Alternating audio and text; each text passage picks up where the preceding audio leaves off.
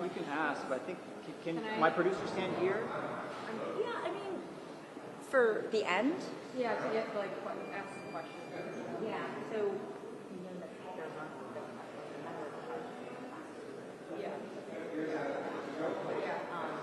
Yeah, I mean, it's not like he's. I'm guessing If you joined like here, yeah, it should be that. yeah, and I'll just try and get some. Sorry, my Yeah. yeah. Okay, for now I'm fine to kind of jump over. Oh yeah. I mean, that's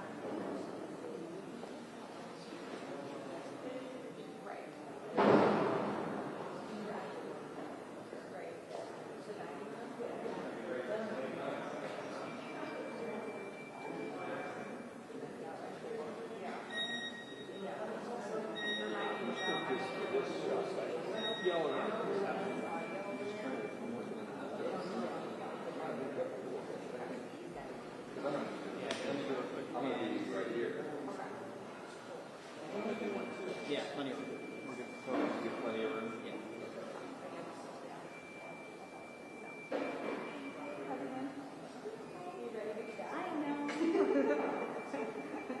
I definitely had a hard time getting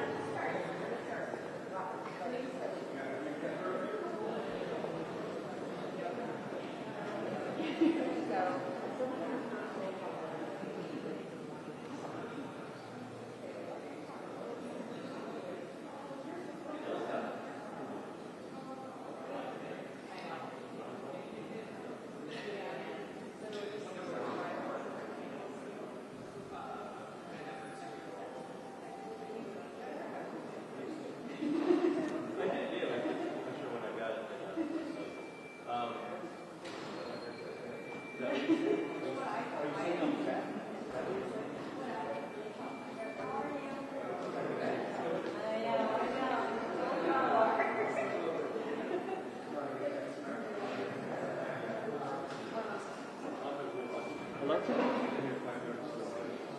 Hey, must be bad news.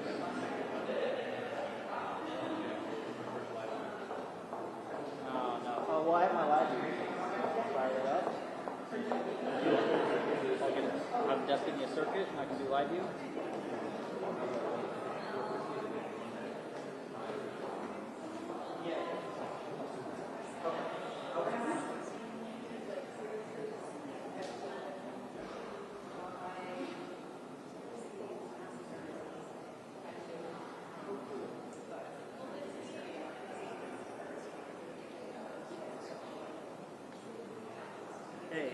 Hey, is Mike?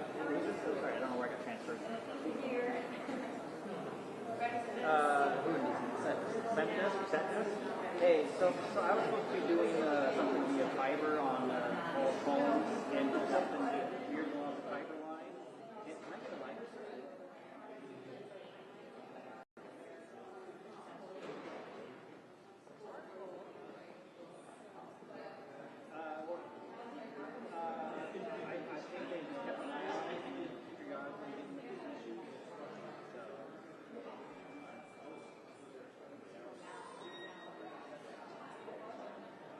Okay, let me call the desk and let them know. Okay, perfect. Okay, cool. Yeah, I'm sorry.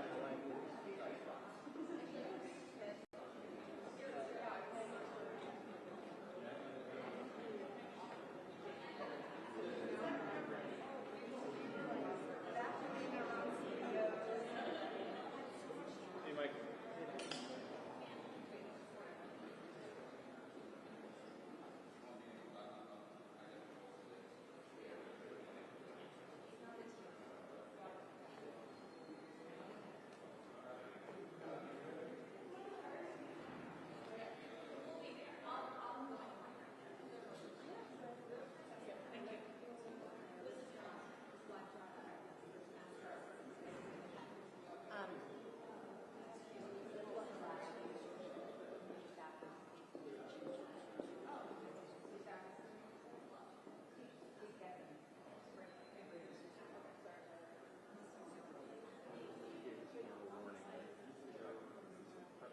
I would just be prepared.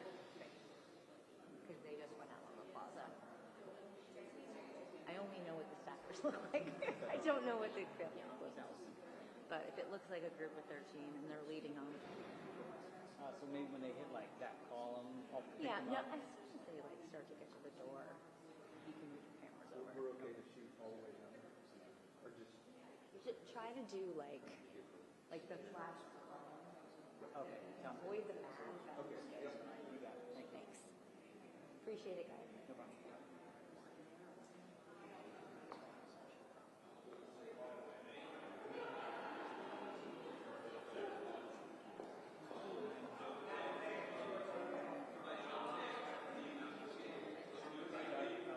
I'll call transition and check my 6 out. Thanks so much. Yeah, bye.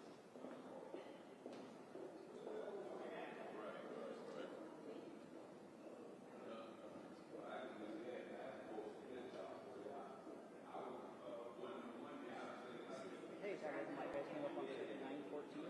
All calls.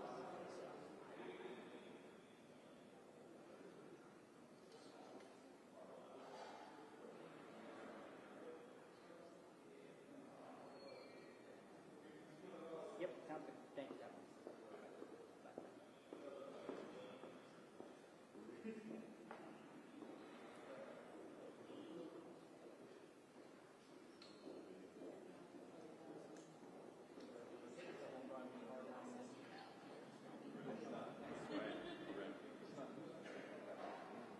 Yeah, exactly. Squirrel, like, never on a pole somewhere along the way. There's the desktop.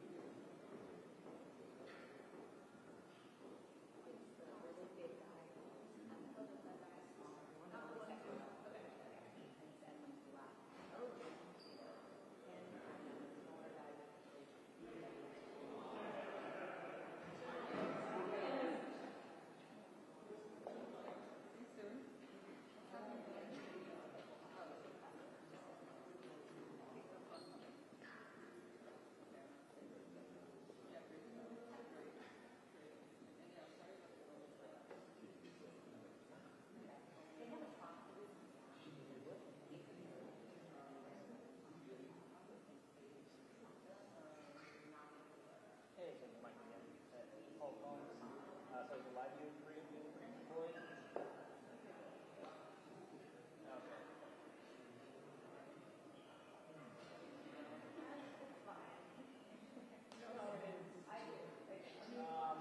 I could probably test that afterward. I mean, it's not like it might show up any minute now. Okay. Now, but I can definitely test that out afterward. So, okay, wonderful. So, okay, perfect. Can you test me the this? And how we go? Or I don't know if it's right now. Okay, perfect. Okay, awesome. You good to go then? Awesome. I'll call you back after we're done and we'll figure out.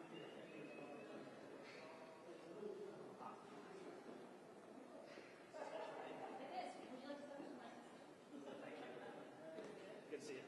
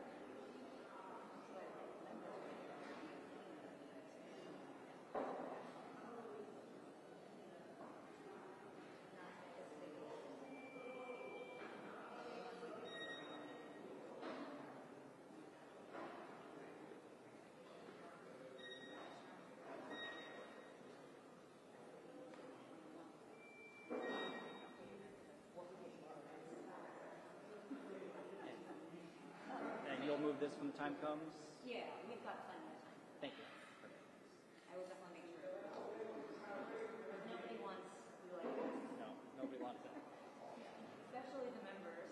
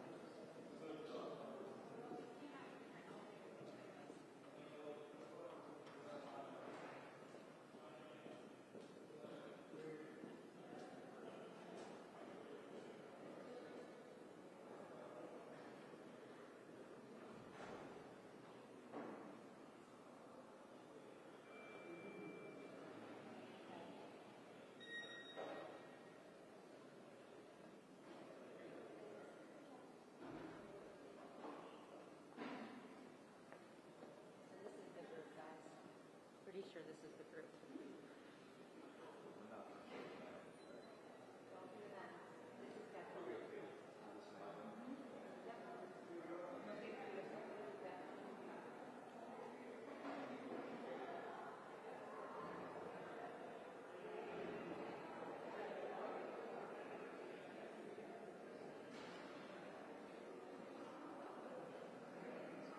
Clear.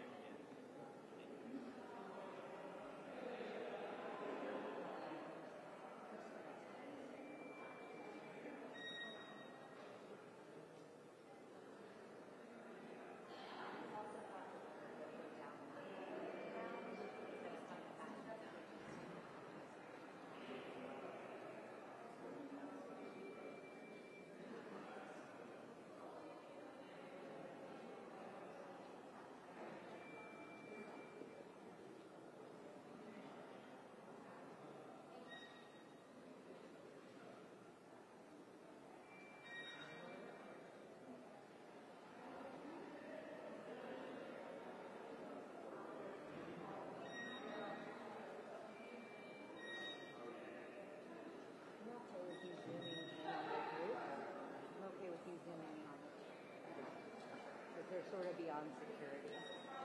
Yeah, go ahead.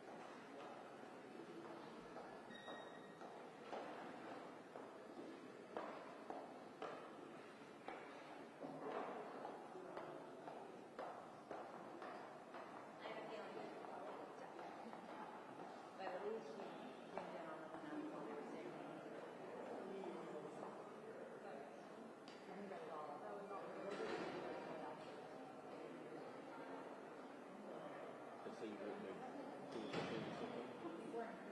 Well, I switched it live. They were still having issues with that.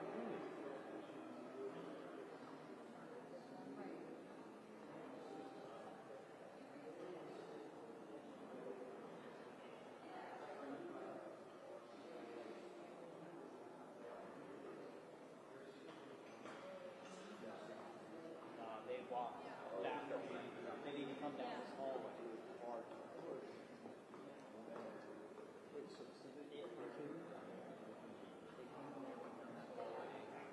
Down that That's way. what it says, like, Walk and breeze past this way. right, really, that's Side. And then have the press block and half the hallway.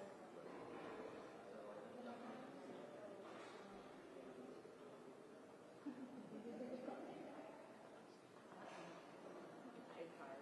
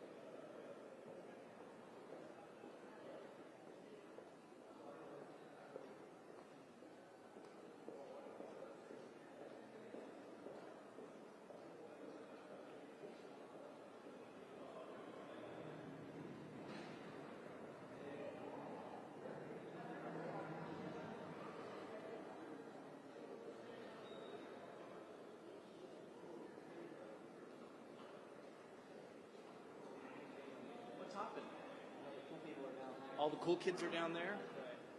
Sorry, guys.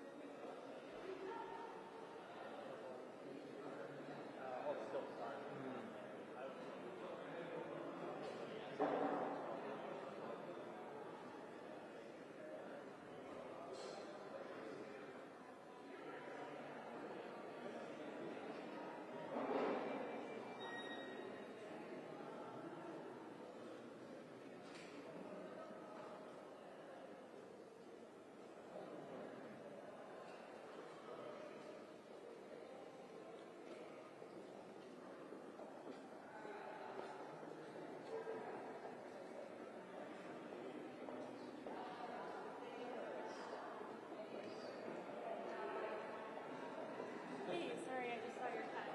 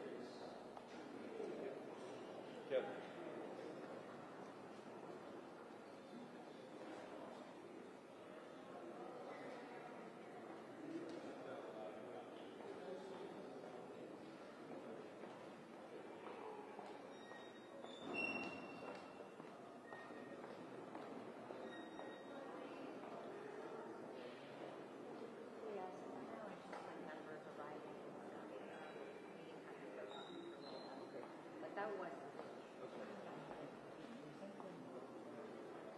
There were a couple that we had. Yeah. Two that had.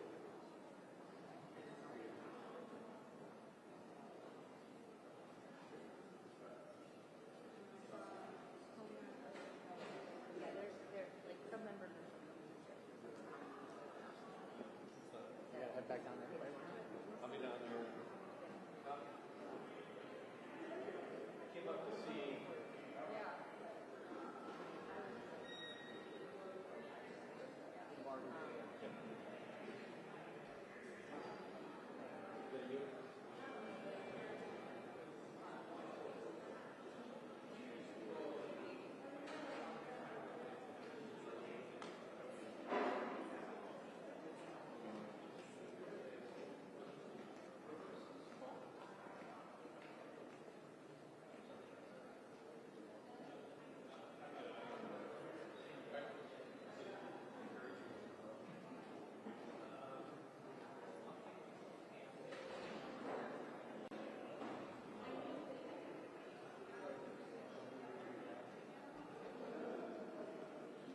Right now.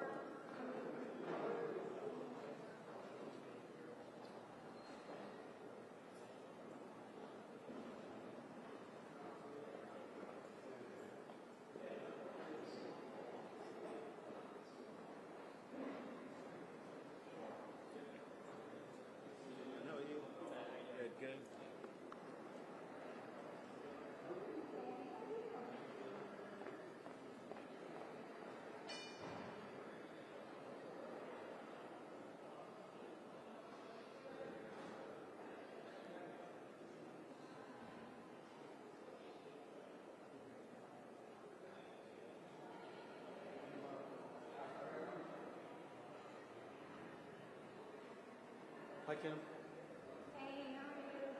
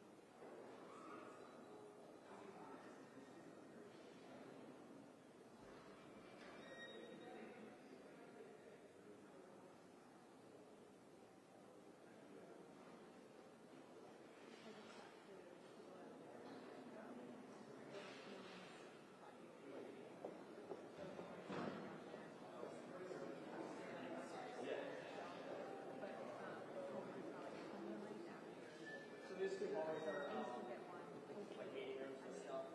The offices above. Like the top low, they each display like a different gas moment in the studio. And then all one by and Taylor from Philly. When he came here, wrap up.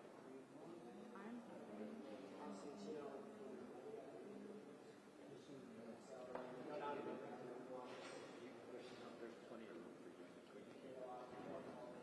If you want to be. I think that, yeah, I might. But I mean, As they I'll make flood sure out. I won't push you. Yeah, as they flood out, I think we're going to be increasing. Yeah, yeah. So, yeah. Yes, say hey. 1:30 is the concert.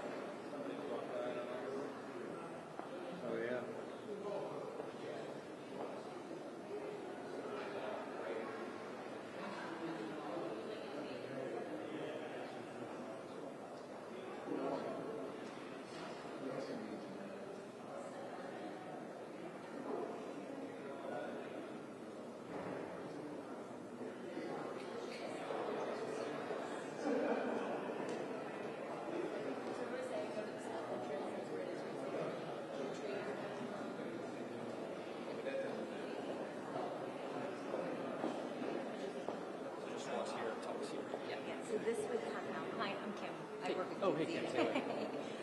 So we would push this out to about this circle. Got it. Okay.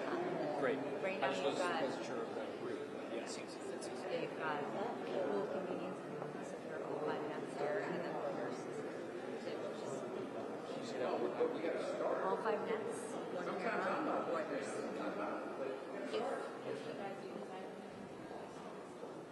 Yeah. I mean, the TV guys would like to have TV everywhere.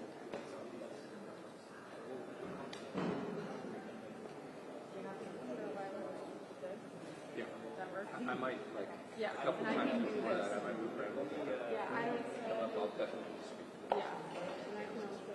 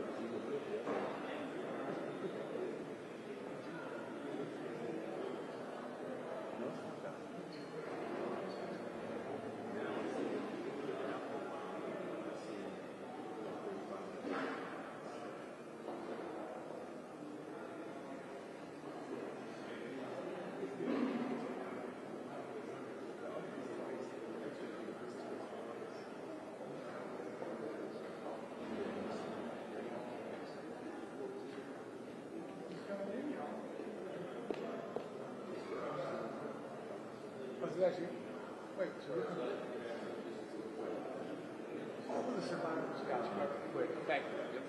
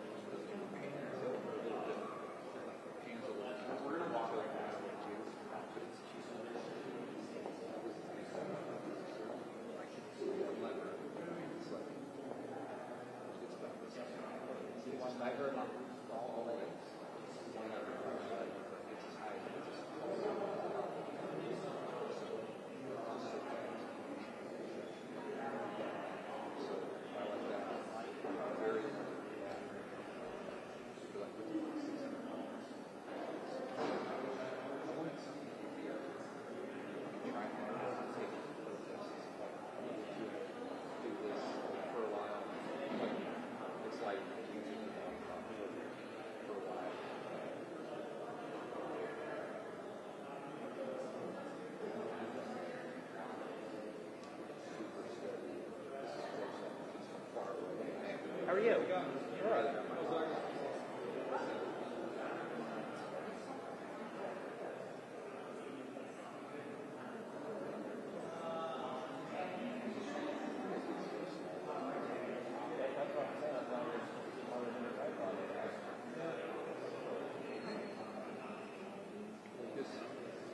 This is more interesting. It's sort of in the middle. It's in the middle, so it's fine. It will tighten and loosen, but it's not as good as it's definitely not.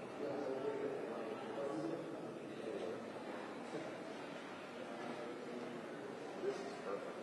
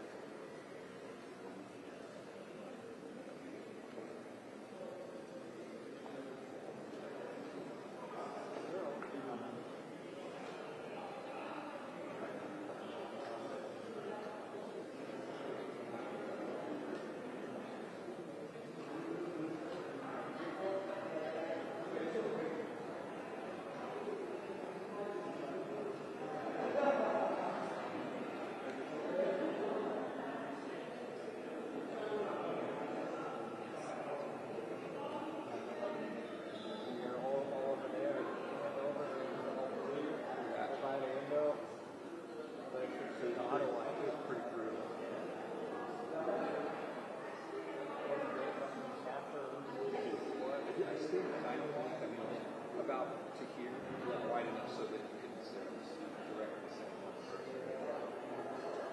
And then I switch to that gap right there for a little bit of it. We're back. Yeah. So,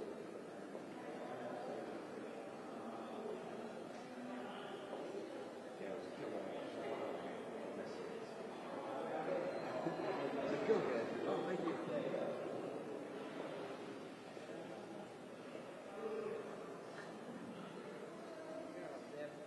What's up, man? What's up, Big Mike? How you doing, man? Great time. Yeah, this is always one of my favorite stakeouts. This was Rick Morris's favorite takeout. He was always next to Father David. Father Damien, really? That was his deal? Yeah, all through impeachment he sat there. And the tours would come by and then he would start telling them like that. Exactly.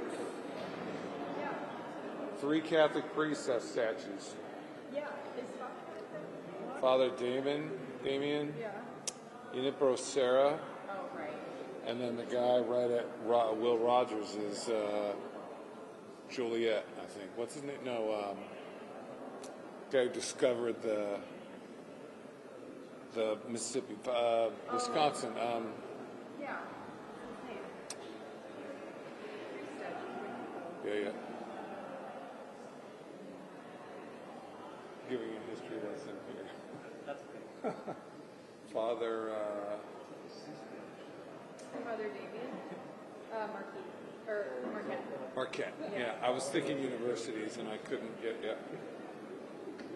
Yeah. In Statuary Hall.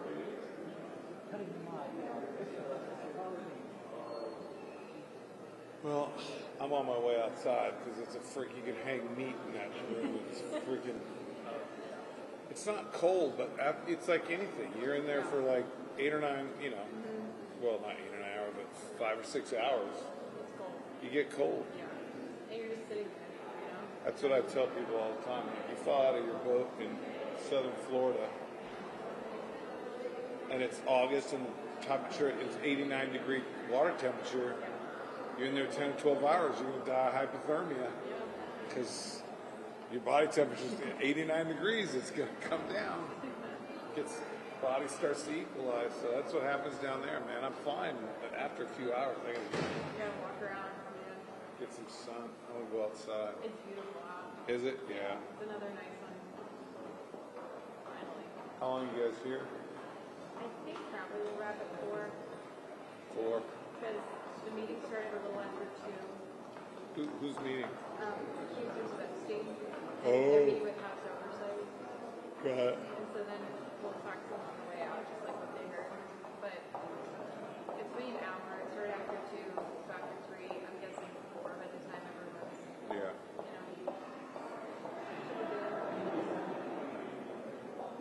And they're gonna talk, really? Johnson's in his work and Is John Roberts at work? Someone asked me. He was in the hospital with malaria. Malaria. This is like 1923.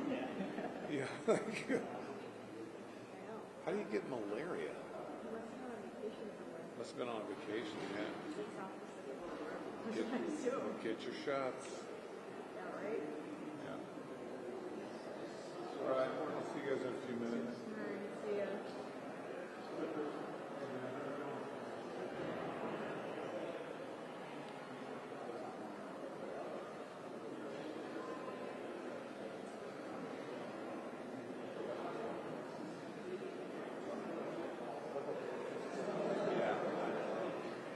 Yeah, every time you guys do that lead in, I'm like, oh my god, I gotta get the questions out. Those actually were two, like, that's kind of like, I would do what I would do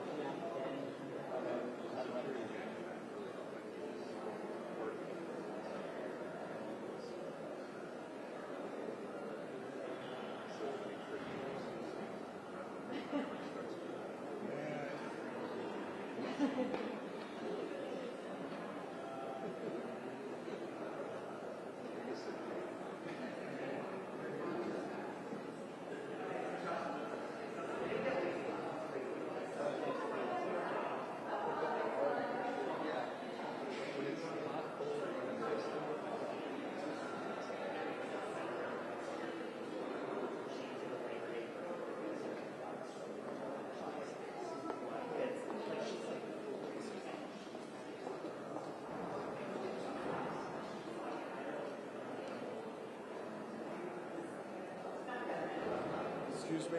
Hello. Hey, how's it going? I'm Melvin. I'm going to be the chairman of the House Committee. Do you mind if I put a mic one little thing? I'll just stand right there. Thank you so much. I'll probably just put it right before he comes out. So I can start recording. You know when? I mean, it started like 10 minutes ago. So it's been a while. You can still see your mic. You might want to tell. Oh. Just a Is little that mic. going to be good enough? Make sure it fits on there because that looks a little thin. It'll fit. If not, I can just rest it there. Yeah, yeah. That's fine. Yeah. what I'll do, I put a piece of gap tape. Oh yeah, that works too. Thank you. As a backup, I'll just clip one here. But I don't have a shotgun. We don't have any shotguns in the committee, so. Yeah, I could just see it going. Yeah. It starts and then you do it. I was gonna put it up, but that's not even look good. It's gonna look weird. Yeah. We would advise no. I'll just put it there and just give it a little extra sticky. Yeah, that's gonna work. Thank you. In case someone gets a little overzealous with hand. Yeah. It's true. You guys gotta go. And Amy's gonna, with the house, is gonna move the whole podium out. Oh, they will? Okay. Just Yeah. FYI. I'll also probably just be around here next to you guys, if that's fine. Yeah. And then just, I'll have this backup right here, just in case.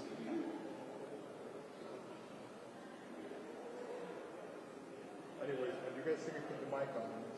That's actually a good tip. Okay, thank you.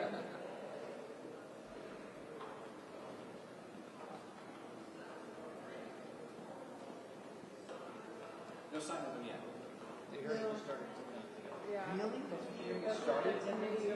We saw them carrying in a bunch of chairs. then the speaker came, and we really haven't seen anybody since the speaker. Did he say anything?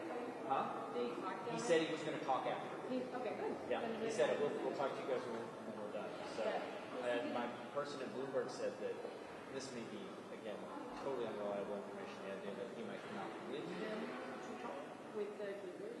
with the committee. Epstein victims. Right. Who knows? But I don't know if that's true. Yeah. Don't put me up. No. He is going to talk after. Oh, I don't know if he's going to come here, but he says he's going to talk after. He knows there's a mic. He knows there's a mic here, but you know. Yeah, I'll That, hand it. yeah, but you know how he is with eye contact and publicity. So. That I've heard.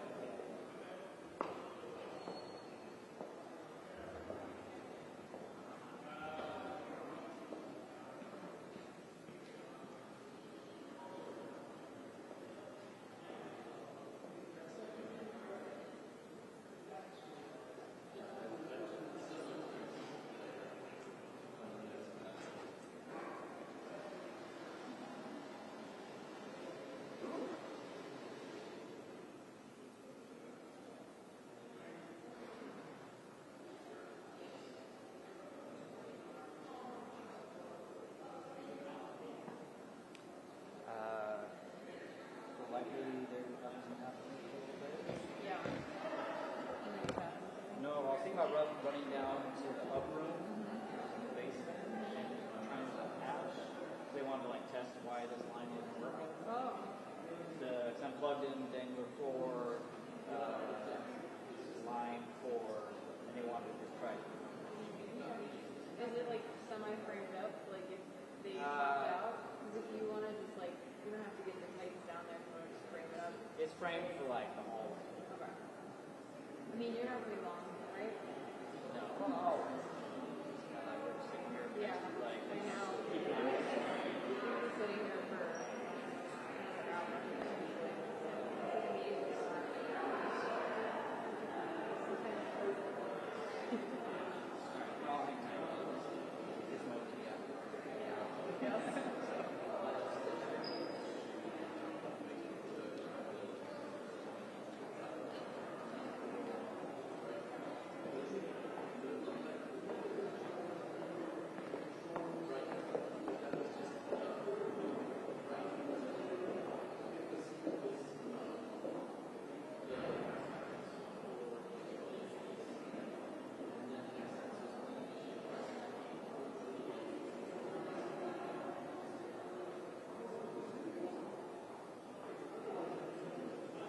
What time are you in, Mike? 8.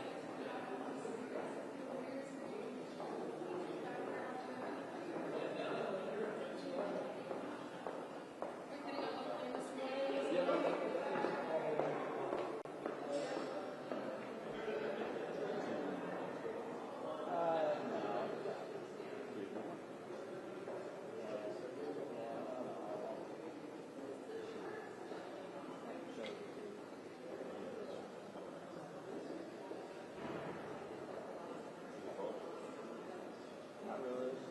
But,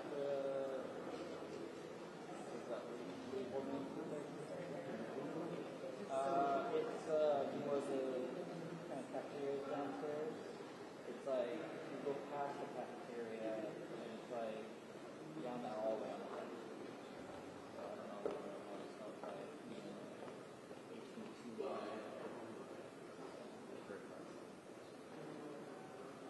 and I was joking with my politician actually. I've never done a patch here before.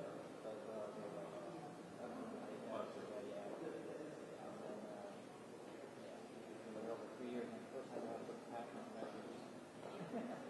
So, I've been another 3 years after.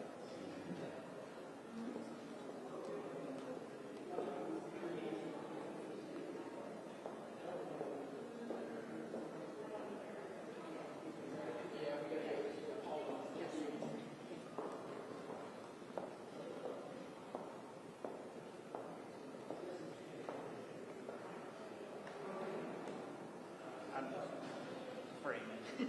Don't worry. I'm just shadow it. Because he can see everything. So if he moves moves, I move. my semester. And when they're bringing in, I'm like, okay, well, I have to get questions together.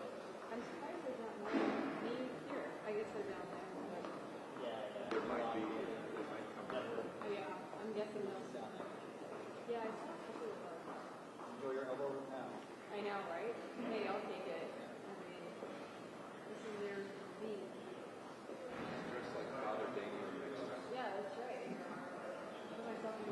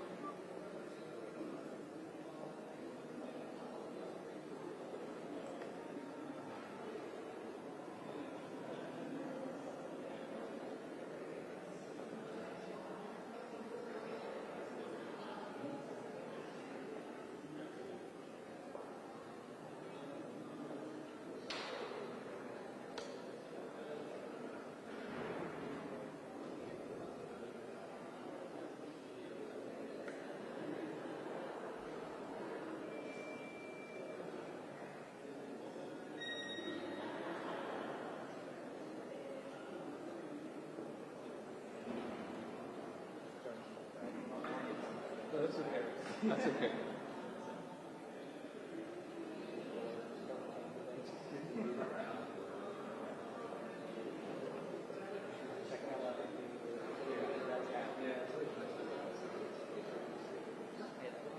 So, at some point, you get A lot of those people are gonna come here. I It's gonna be, yeah, so then you just keep your spot for that. sorry. I may try to like push things out a little bit to create space. Yeah, because everyone's gonna huddle. Well, there's also photographers over there, but I would like not to like push you guys back too much. But I think a little bit would be good. Okay. I just like you go next. You go back to like the pole. Yeah. And then you go a little bit back. Well, she's going to go in her spot before I bring people over. I'm just trying because we have some. You want me to stay here? So if you move back a little bit too, then if there's a couple still photographers who want to go low in front of you, they can do that. Others will just be tall and do their thing. Yeah. But,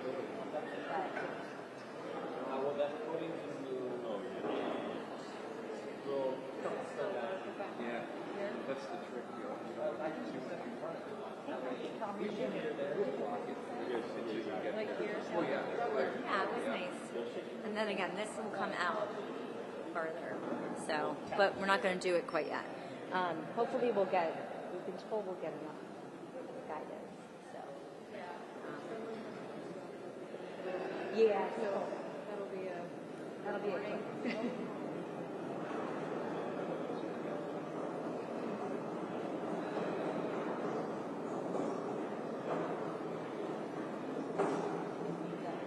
That was kind of a bigger part of this.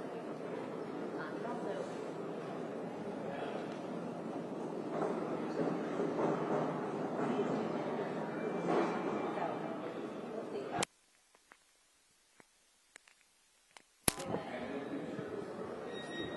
Hey Brad, lighting's okay on the face here? Oh boy, look at that. She stuck it right on my. Let me just look here. Just double check it. Okay, here, and then I'll give you a. Yep. I have another light. Pull that up. I mean, everything looks good. I'll show you. So I think she said like podium's gonna go here, so I guess they'll kind of stand here. There's a big group of them. Of course, I'm going to be a little tall, but it should be fairly. I usually just kind of do this.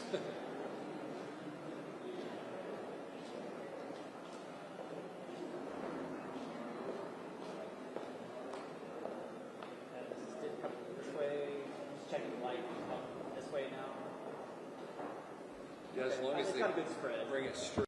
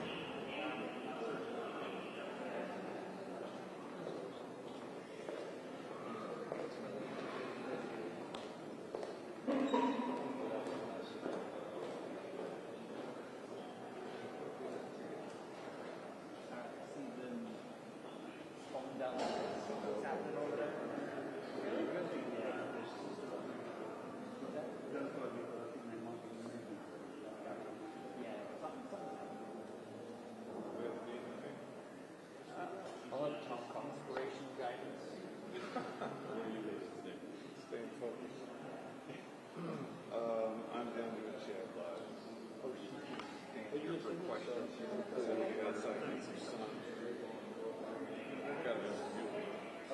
a 340, 430 podcast, SR. Looks like it's breaking up, huh? Oops. Looks like they're all talking to somebody. All right, good luck, boys. Have fun. Good to see you, man. I got that podcast. Yeah.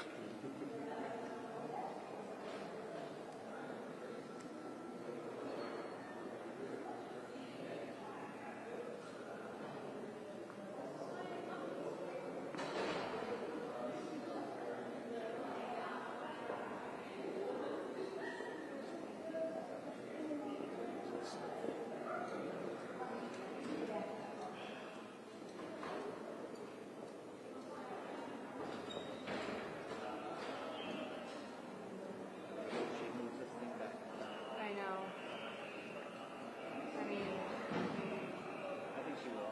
Right there. she's pretty good.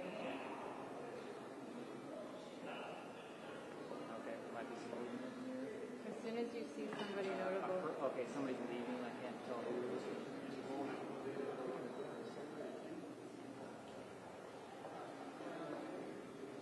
I don't see who that was. if it's, I really am most interested in Johnson and Comer. Like as soon as one of them, It's not Johnson. yeah, as soon as one of them come to talk, then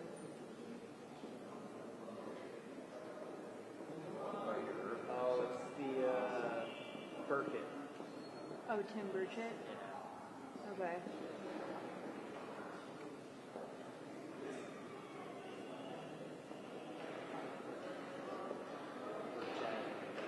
Got those making jokes.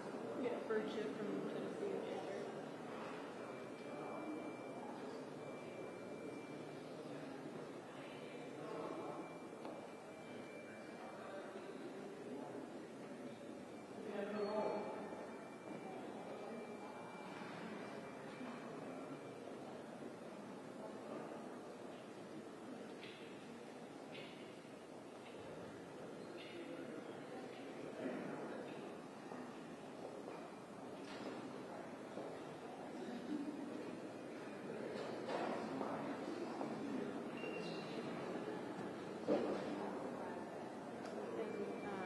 I know the woman in the green dress is with the speaker's office. And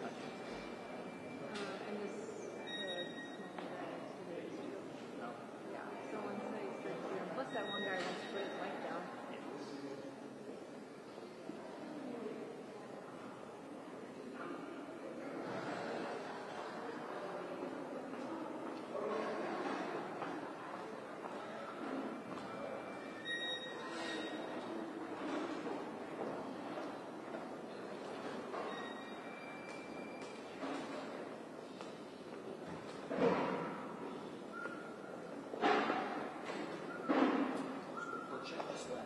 Yeah, I saw He that. was Gabby. He said that the concerns are that the victims still want some information out.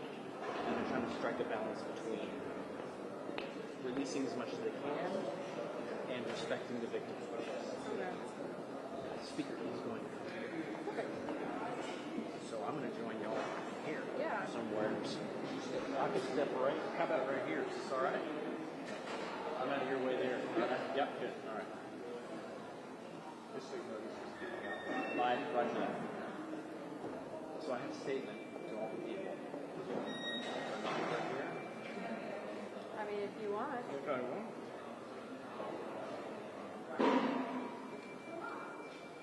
Correspondent job in your future. A correspondent job in your future. Like, look, I can do the McDonald's. I can do that. While I walk and talk, I can do this. The McDonald's. Golden arches. Yeah, golden arch. Do you want anybody to stand in front of your camera? Because if you don't, I can slide this a little bit like that. Yeah. Yeah, you probably, yeah, because they will probably step right in here, and I'll make Yeah. sure to keep them out. If they like crouch, like somebody's welcome to They might, be here, but depends on if they're ahead of you or behind you or whatever. yeah, like smaller people. Yeah, it would be nice. Small people are nice. Yeah, that's true. I've known lots of small people.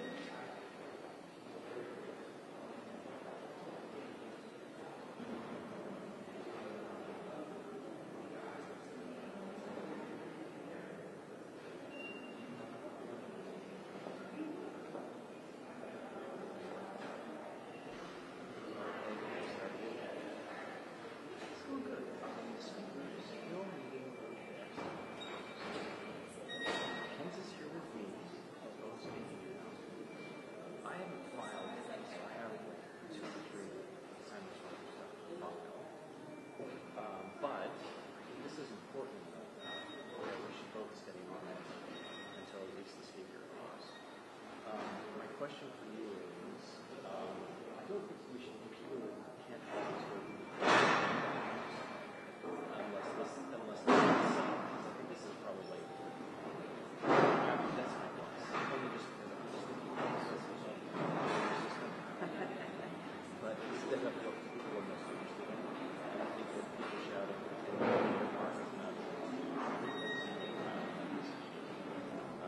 about that. Well, no, because it's sort of in there.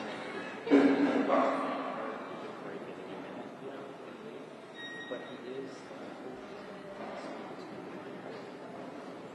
He's going to make a statement now. For a kid to stay that's pretty far from the mic, and for him to run over here and get the speaker speaking will be a challenge. So I'm going to stay where I am, at least for another 15 minutes and see if I can speak. Does that sound all right?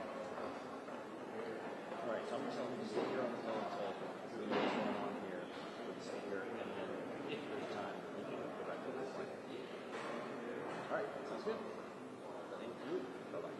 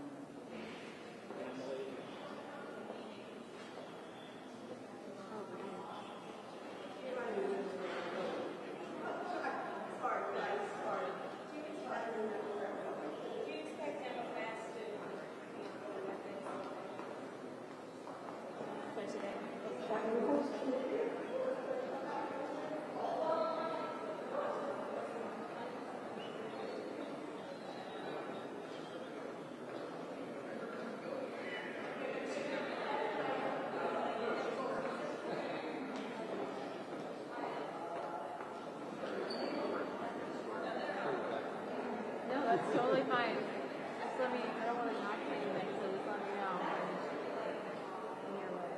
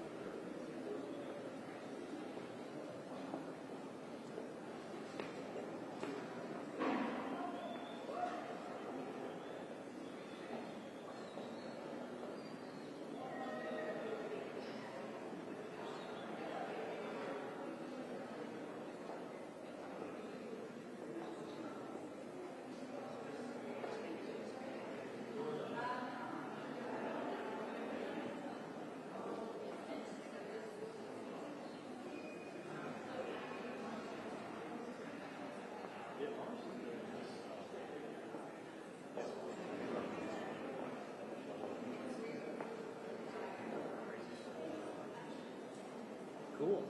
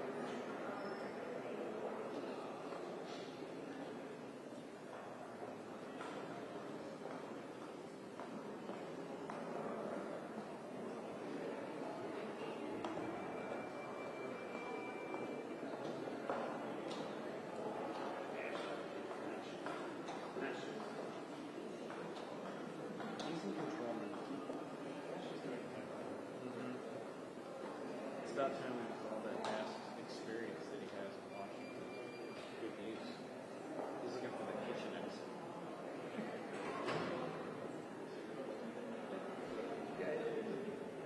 I think there's an exit for the crypt that goes out of next to the kitchen.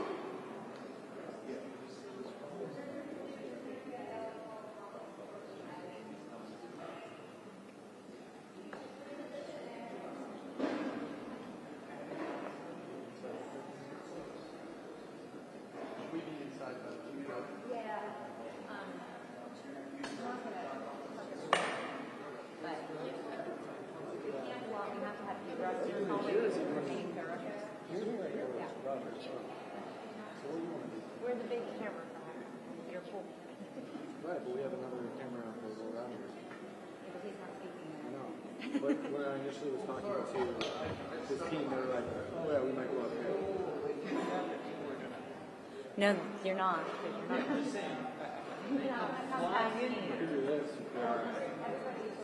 We're supposed to gather people to preset, especially the photographers. So everybody just be aware.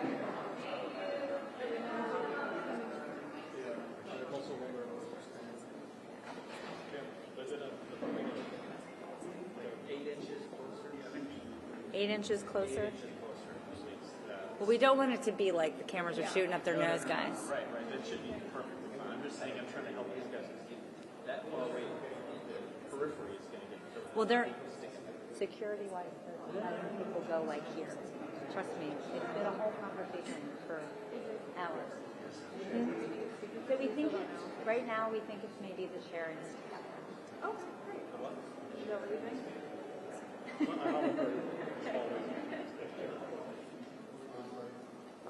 We just have to maintain egress, guys. Yeah, to maintain egress.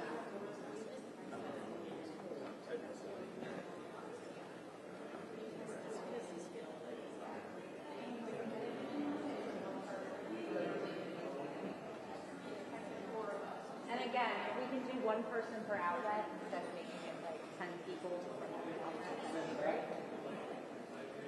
Only people under 5'5". So we have to keep this. We have to keep hallway open.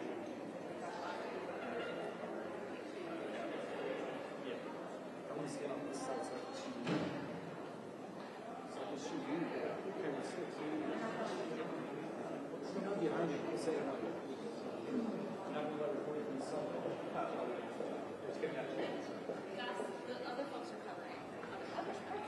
This is what we have.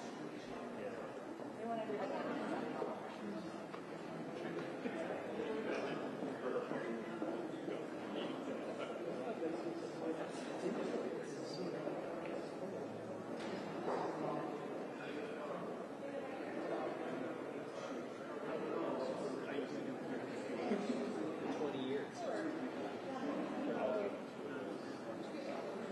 You just sent it? No problem. Feel free. We just have to make sure there's space for people to get out. Are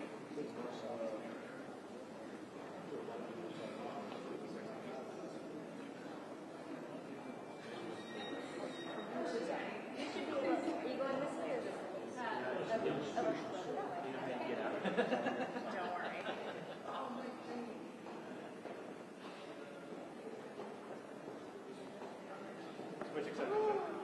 You guys are good with mics, like you're all set.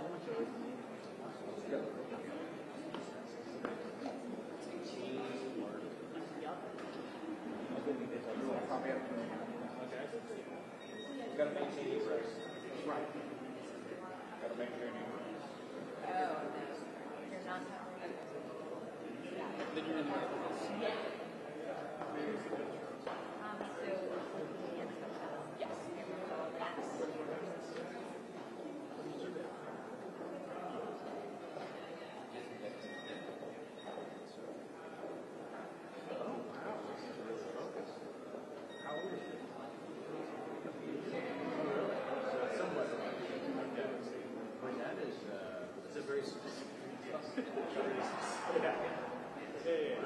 Yes.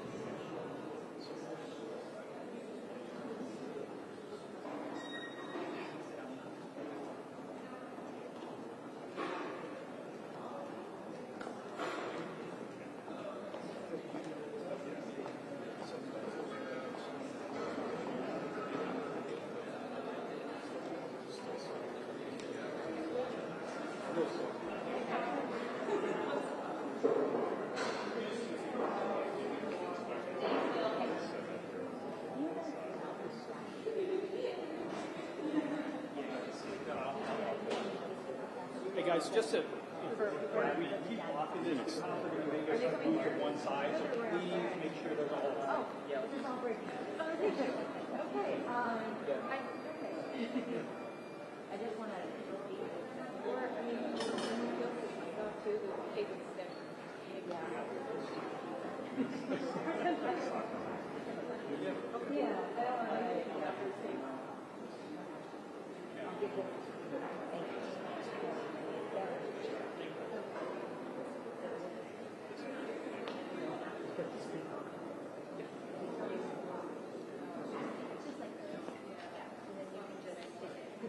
out of the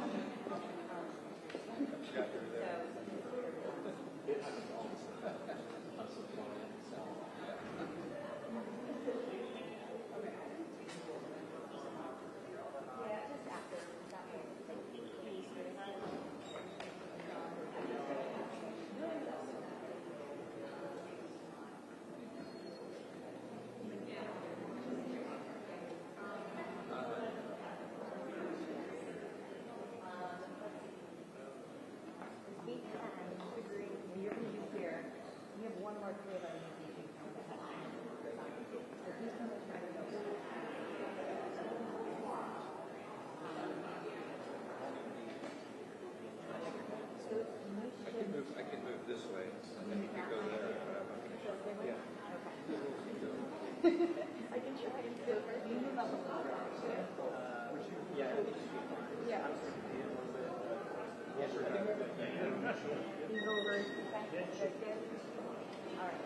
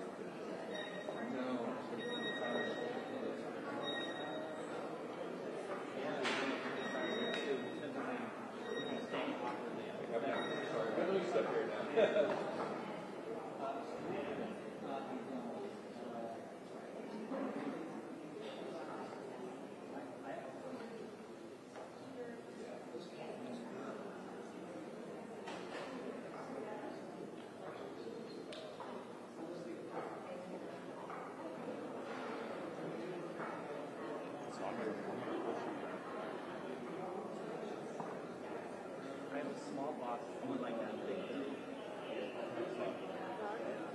One. Okay, I'm 7 minutes. You're good. You gotta get them on. Yep. I'll be down. Okay, thanks.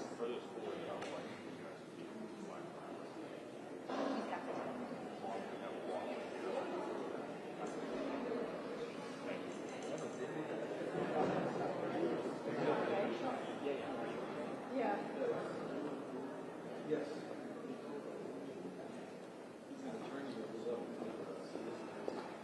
All the questions were good.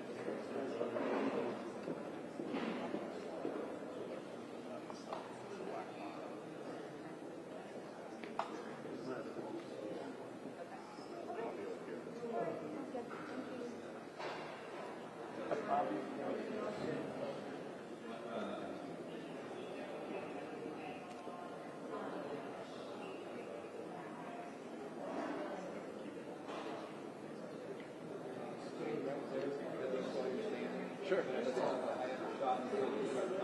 Got it. Yep. Are you getting any? Are you going to get any kind of heads up? His staff is standing in the hallway, so clearly the meeting is running like you expected.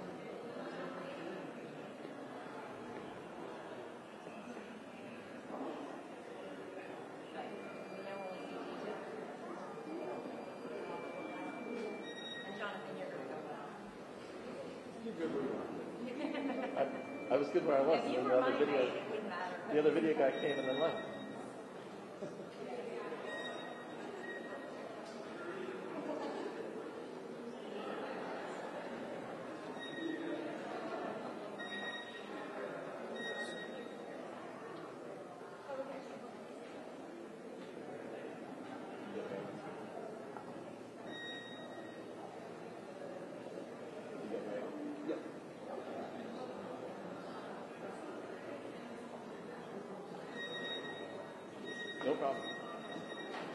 getting warmer.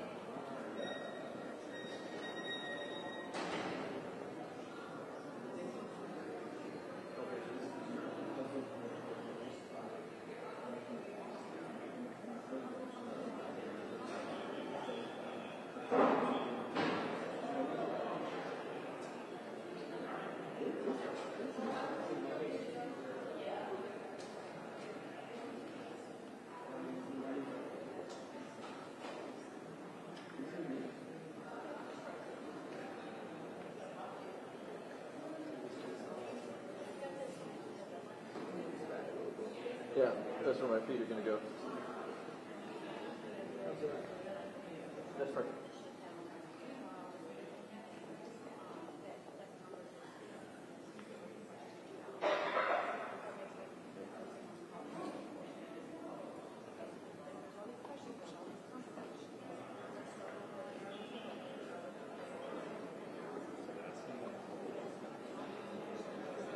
Okay. Cool.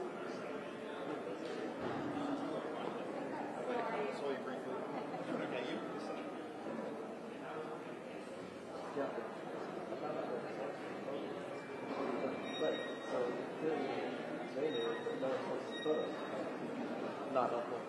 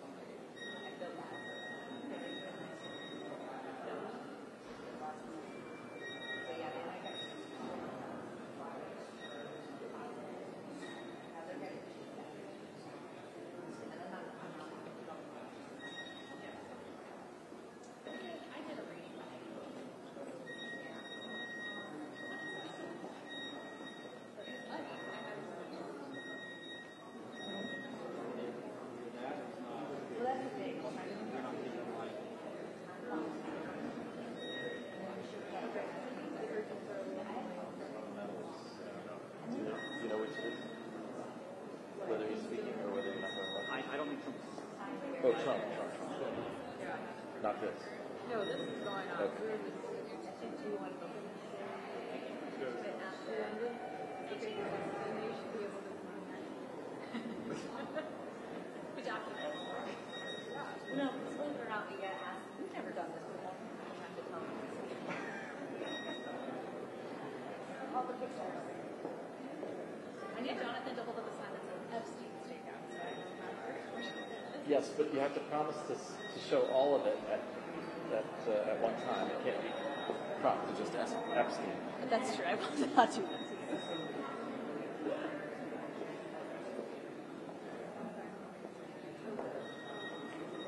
you know how many survivors joined the prison? I don't know. I've been asked Was it like 2 or 20?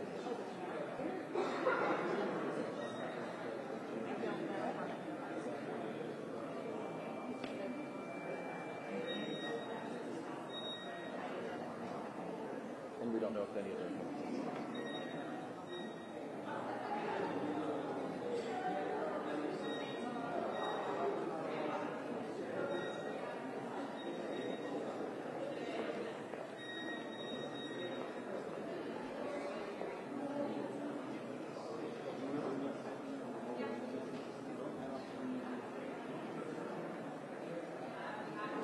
Luna.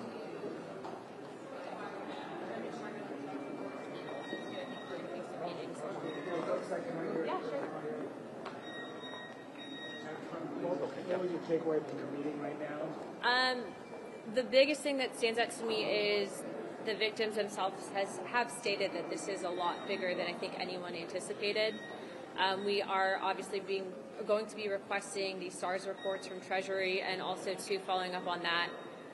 There's some very rich and powerful people that need to go to jail. I think everyone's been frustrated as to why that hasn't happened before. But it is very much so a possibility that Jeffrey Epstein was an intelligence asset working for our adversaries. But also, too, I think the questions that we have is how much did our own government know about it? And so there's more to follow, and I'm sure you'll be hearing from the chairman momentarily. But I do applaud the victims from coming forward because we heard from a woman who was as young as 14 years old when she was victimized multiple times by Jeffrey Epstein. So that's hard to hear. Will you sign the discharge petition and ask the discharge petition? I think that the files will probably be released prior. I don't know why Comer hasn't. I think that he should do it, so it wouldn't even have to come to a vote. But, I mean, obviously I've been a huge advocate, even when I was the only one in Congress calling for the release of those files. So I think I'd be happy to, yes. Thank you. What do they call for the victims? Do they want those files released? The victims want information to be out there, but they don't want their personal information, I think, for good reason to be out there. So I think from the get-go, even the Attorney General stated that there's victim information that you have to make sure that's private, being that some of the victims also, too, are as young as 14. It's child pornography. No, thank you, guys. Guys, let her through.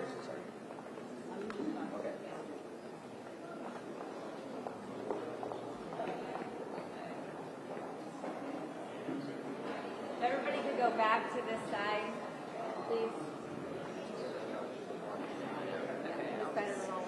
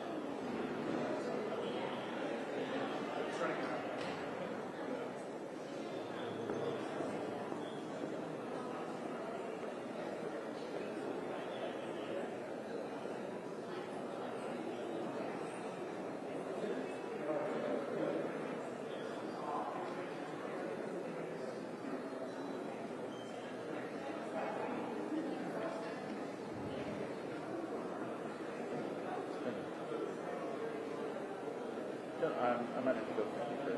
It's okay.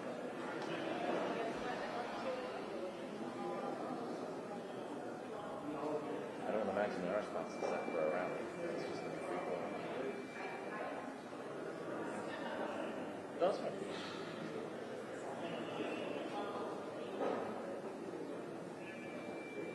Yes. There are other things up here tomorrow too. Yeah, exactly. I don't know.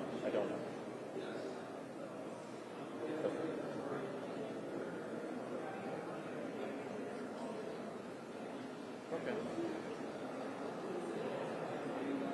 It's not. It's still pretty big. Did she really say that?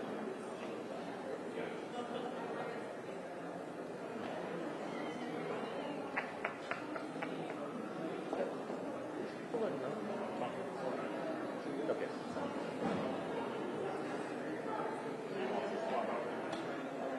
I hear you.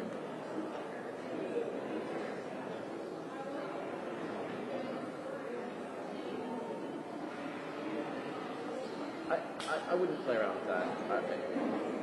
This is big enough that... Right. Yeah.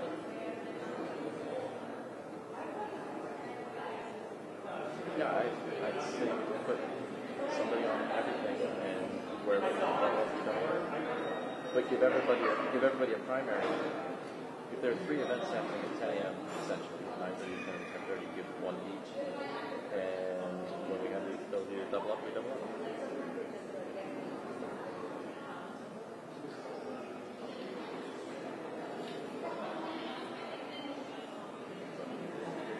When you say both events, what do you mean? Yeah. We hope. Yeah, that on spot meet might need to be. Oh, somebody just put this in? Yes. Have you been here the whole time? Yeah. Are you? I came, no, I just put something. I brought them to monitor. Yeah. Okay. See. Don't take your off yet. Sounds good. Hey, thank you. Bye.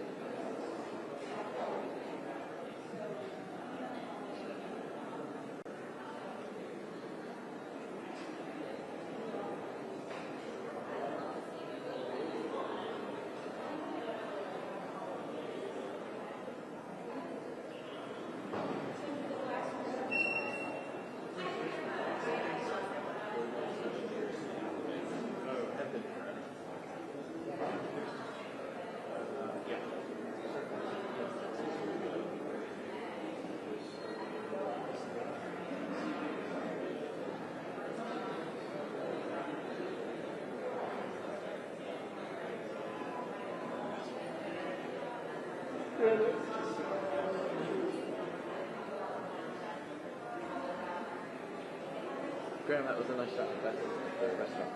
Was it on his Labor Day tour of businesses?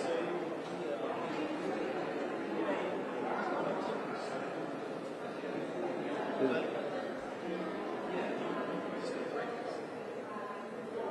like crackers.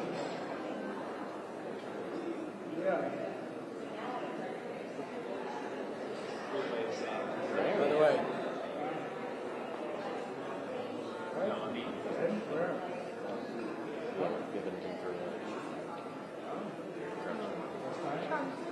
Thompson, do you have a second? Can we ask a question? Do you have any, the discharge position coming up? And I signed it. You already signed it? Yep. Okay. Number 2. Okay. So just release the files. Why not number 1? Because Massey's bill. The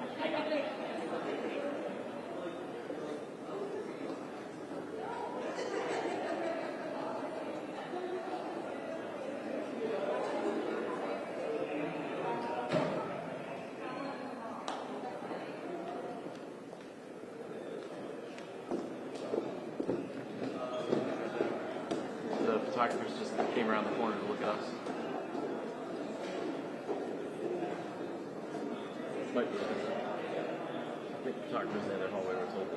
Sorry. Oh, no, that's okay. You're gonna help me out right now.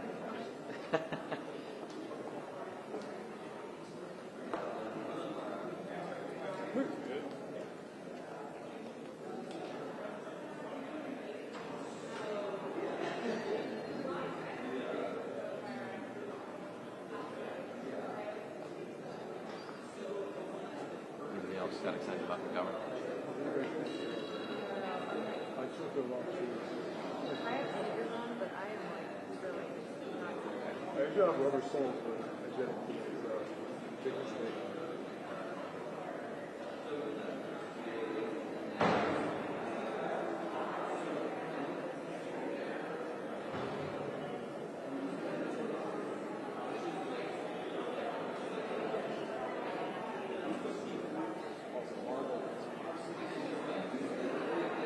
Honestly, like that.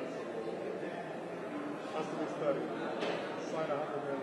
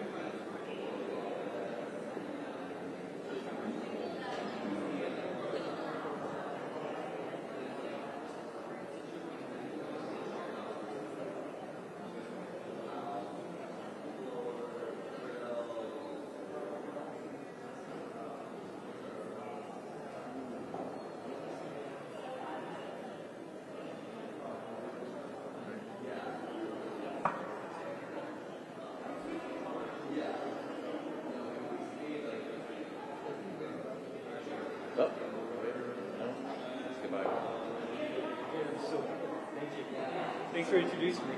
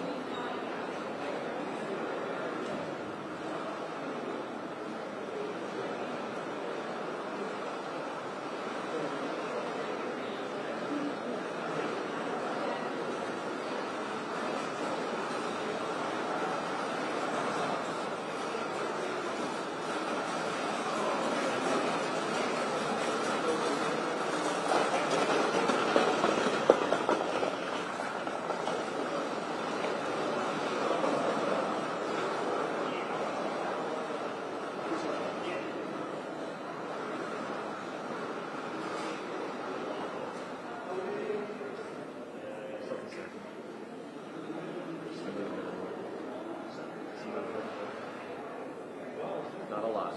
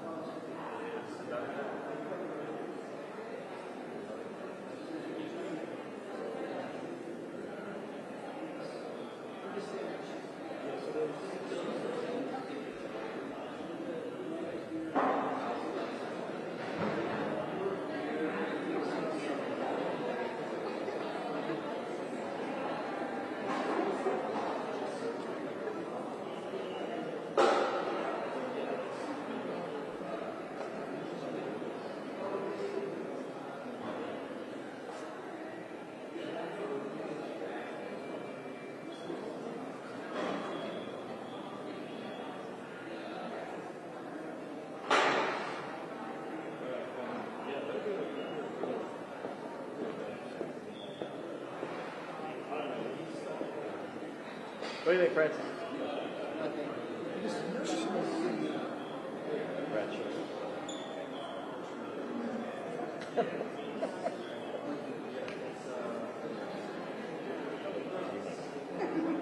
What's all this for? What?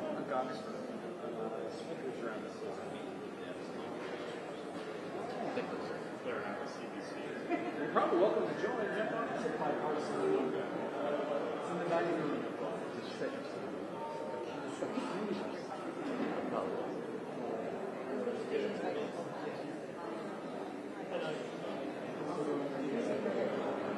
Okay, cool, thank you. That's what makes sense. Cool. Yeah, makes sense.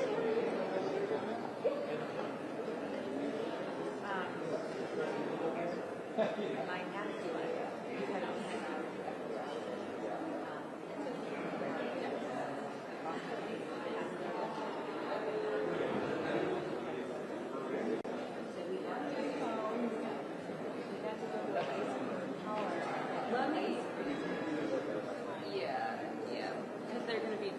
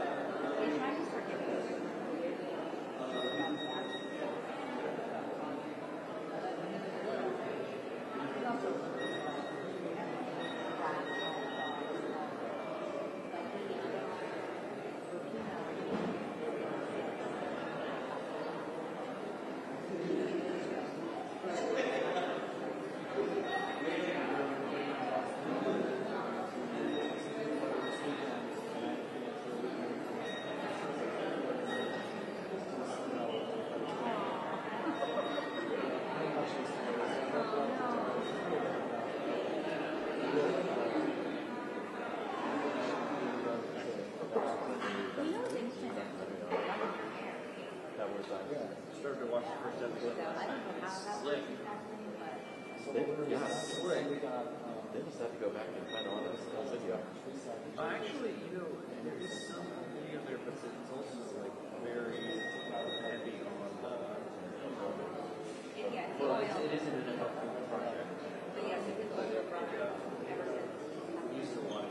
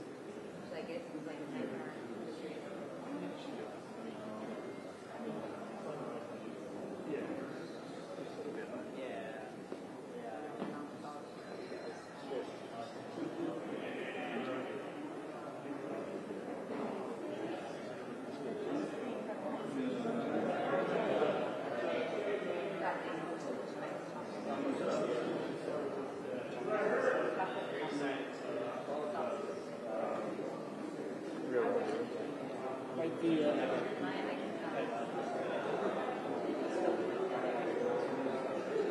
love it. Like it was growing up.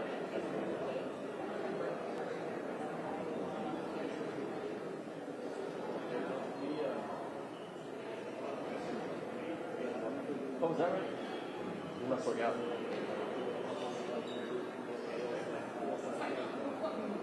Where was it?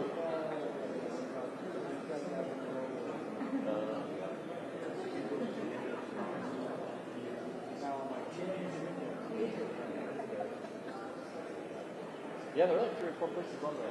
Yeah. I think it shows well. A $10,000 bill. Yeah. Straight from the cashier.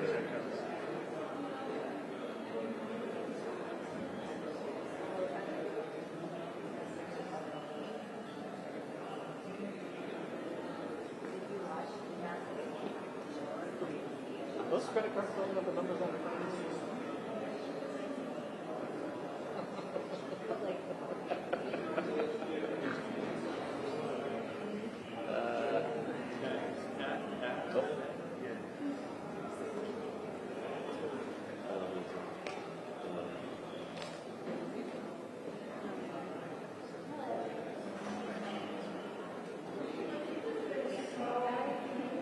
I wish I could make that choice.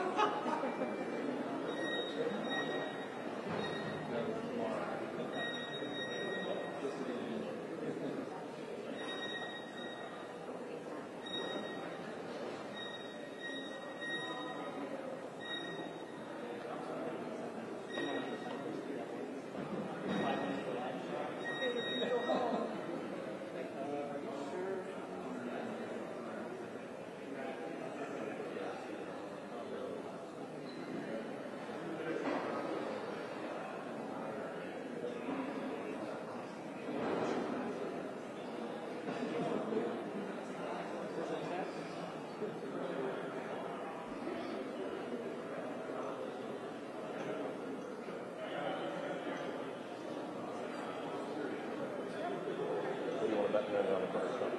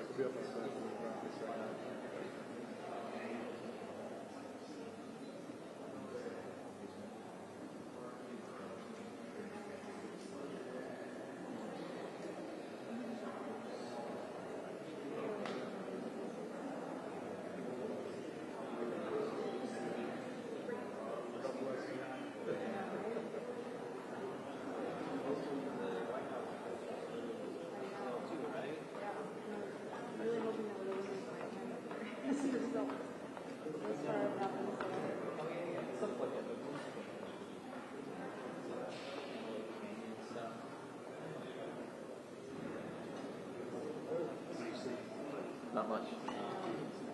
No, that's okay. Good.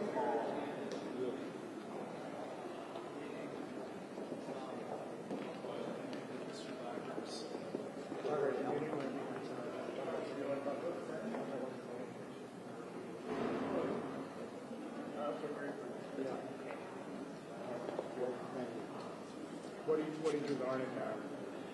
Well, I learned that there's a lot of brave women on behalf of thousands of potential victims who are sharing their stories,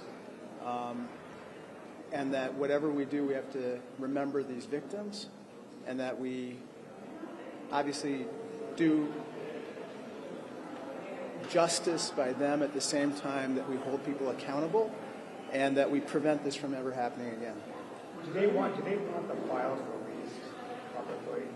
They want full transparency and accountability wherever it leads. And I think that it's extremely important that we get everything in those files, but also that we depose additional people whom they named. There are a variety of people that they named in addition to the ones that we've heard about in the past. And so we need to depose those people. We need to follow the money, because there's numerous transactions adding up to hundreds of millions of dollars or billions of dollars, according to some of the witnesses. And then, of course, we need to see what's in the documents before we interview anyone, because we need to corroborate, in my opinion, anything that is claimed, and we're able to cross-examine witnesses thoroughly. Did any of them mention? That was not raised in this meeting. Congressman, can you help us understand what kind of conversation was like in there? Was it emotional? Was it tense? What was it? It was intense. It was emotional. It was candid. It was the type of conversation that probably can't happen in a hearing setting, because the answers were very extended. But it was extremely illuminating, and I'm really glad that I participated. And it's one of those things where I think the victims marshaled a lot of bravery and courage to come before us to tell their stories. Thank you. Thank you, everybody. Guys, we just need to make sure there's a walkway here, so it might be a good idea.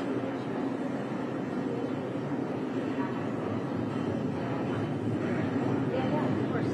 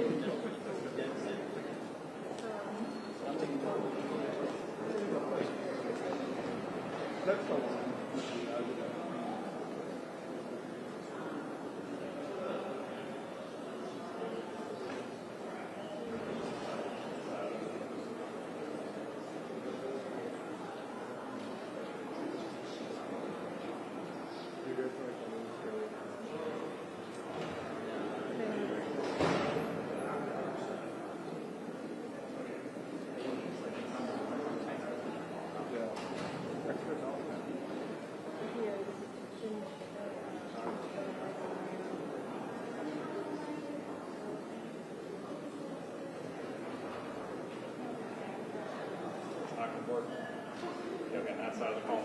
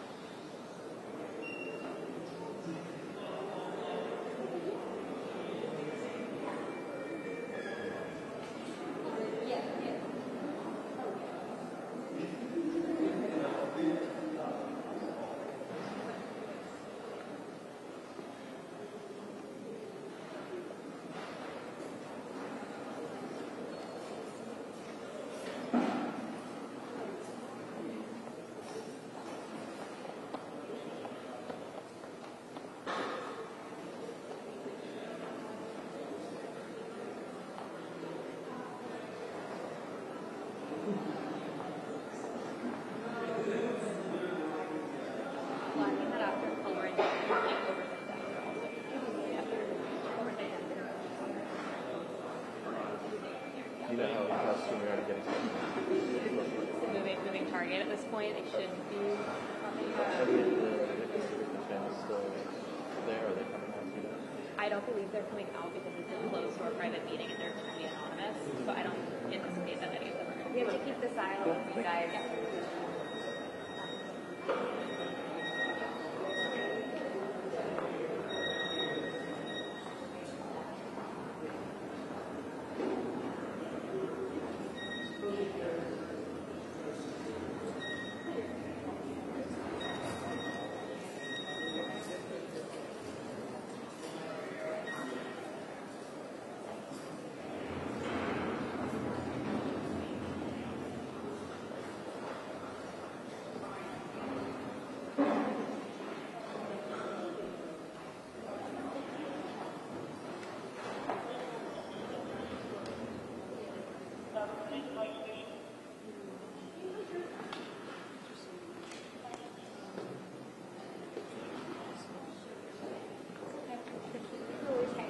Bye. Have a good day. It looks like you were beckoning a squirrel. Well, I could see it wasn't a squirrel. So we was like.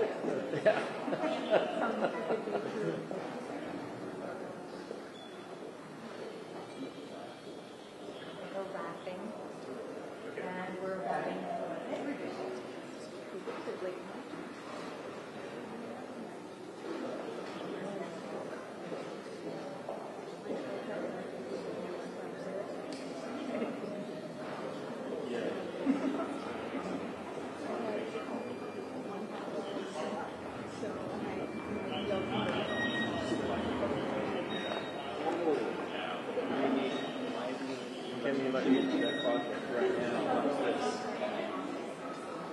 Heads up, guys. Okay, great.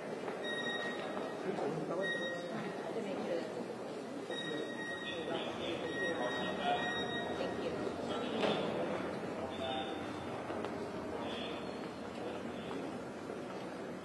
Good afternoon, everyone. We just spent more than 2 hours with 6 of the Epstein victims, some of the bravest women I've ever met.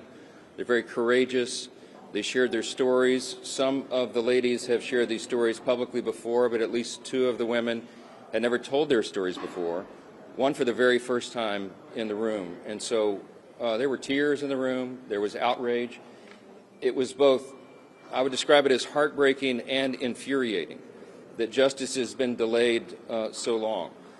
Some of the women in the room began to be groomed by Epstein and his accomplices, Ghislaine Maxwell and the others, 30 years ago. There were 4 attorneys in the room. Some of them began civil litigation against Epstein and the Epstein evils and everything associated with it 20 years ago. This has gone on for a long, long time. And they shared their stories. They shared how these brave young women, Epstein and his accomplices, stole their innocence, stole their very lives in some cases, stole their hopes and dreams and aspirations and ruined them in so many ways. But they came forward courageously to share their thoughts and their hopes in the House Oversight Committee and the House itself, that we would do this in a bipartisan fashion and seek those answers, and we will. They are owed that. There may be as many as 1,000 victims. Think of it. Hundreds and hundreds of young women who some of us imagine seated behind these 6 women. One of the members in the committee said that they speak for all of them. And it's been long, long overdue. So the objective here is not just to uncover, investigate the Epstein evils, but also to ensure that this never happens again, and ultimately to find out why justice has been delayed for these ladies for so very long. It is inexcusable, and it will stop now because the Congress is dialed in on this. I'm very grateful for the leadership of Chairman James Comer of the House Oversight Committee, who's with me here, and he's done an extraordinary job. August was a very busy district work period for so many members of Congress who were fanned out across the country in their districts doing town halls and business roundtables and constituent services.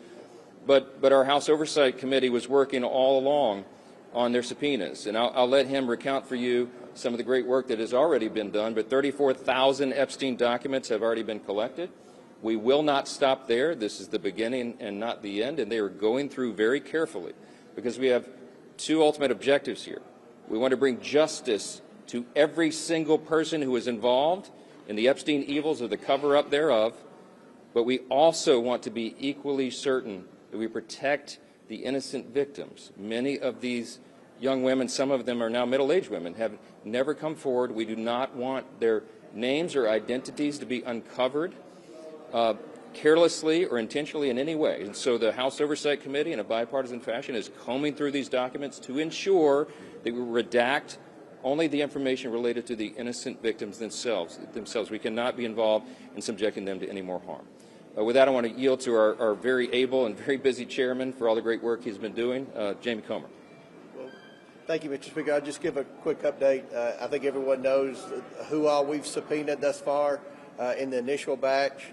We subpoenaed 6 former attorneys general, as well as Bill Clinton and Hillary Clinton.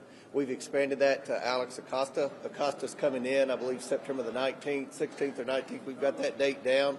I know that we'll have a lot of questions for him with respect to an earlier Epstein prosecution that he was involved in when he was U.S. Attorney. We have the documents, the initial batch that had been sent by the White House. As you know, we also subpoenaed Pam Bondi for those documents. The White House is working with us. I want to publicly thank the White House for turning over so many documents thus far. We're in the process of uploading those documents for full transparency so everyone in America can see those documents. It's as quick as we can get them uploaded, and as the Speaker said, they're 34,000 pages. So we're doing everything we can to get those uploaded. We want those to be public as soon as possible. And then we're going to continue to bring in more people. We learned of some additional names today. We're going to do everything we can to give the American public the transparency they seek, as well as provide accountability in memory of the victims who have already passed away, as well as those that were in the room and many others who haven't come forward. So we're sincere about this. This was a 2.5-hour discussion. It was as bipartisan as anything I've seen in the 9 years I've been here. Appreciate the Speaker for giving us the authority to seek out everything that I think you all want and the people that I talk to as I travel America want. We're going to do everything we can to get the answers and to do it as soon as possible. I yield back. Question or two? Manu, go ahead. The President has repeatedly referred to this as the Epstein hoax. You just were talking to these victims. Is it a hoax? I'm not sure what that comment refers to, but I've spoken to the President myself about this many times, and he is as insistent as we are. He is the most transparent president in memory, probably in the history of the country. As you know, he stops. If he were here now, he would stand here and take your questions endlessly. That's his mindset, and he wants the American people to have information so they can draw their own conclusions. I've talked with him about this very subject myself, so I can tell you that is his heart. Now, he also, just as we do, is insistent that we protect the innocent victims, and that's what this has been about. There'll be votes in the House this week to advance this and affirm what it's doing. That we want everybody in the House wants to go on record in affirming what our Oversight Committee is doing in a bipartisan fashion. There's a discharge petition that is pending, and the reason that I was not comfortable with that and still am not comfortable with the discharge petition is because it was inartfully drafted. It does not adequately protect the innocent victims, and that is a critical component of this. So the work is being done. The Department of Justice and the administration are in full compliance with every congressional subpoena. In fact, they're moving it quickly. And so the American people are owed this information, and the expectation is it will come out soon. So. Can you specify what exactly in the Massey and Connor discharge petition doesn't protect survivors? Yeah, look, it was inartfully drafted, okay? They cite, for example, a code article that is supposedly to protect child sex acts, okay? These are legal term of arts, but they cite the wrong U.S. code provision, so it doesn't actually have any force of law. They don't actually have adequate protections for whistleblowers. We want to encourage whistleblowers in an investigation like this, and there are standards and practices and procedures that are used in federal prosecutions and investigations and here in Congress that are not adequately stated in the discharge petition. I think the petition itself is effectively a moot point now because all of this is happening. What the House Oversight Committee is doing, what they are actually gathering, is everything that was requested in the discharge petition, plus even more. And it actually has the force of subpoena, the effect and force of law, which is why it's actually happening right now, where the discharge petition does not lead to that. So it's not a lawmaking exercise. It's superfluous at this point, and I think we're achieving the desired end here. Yes, sir.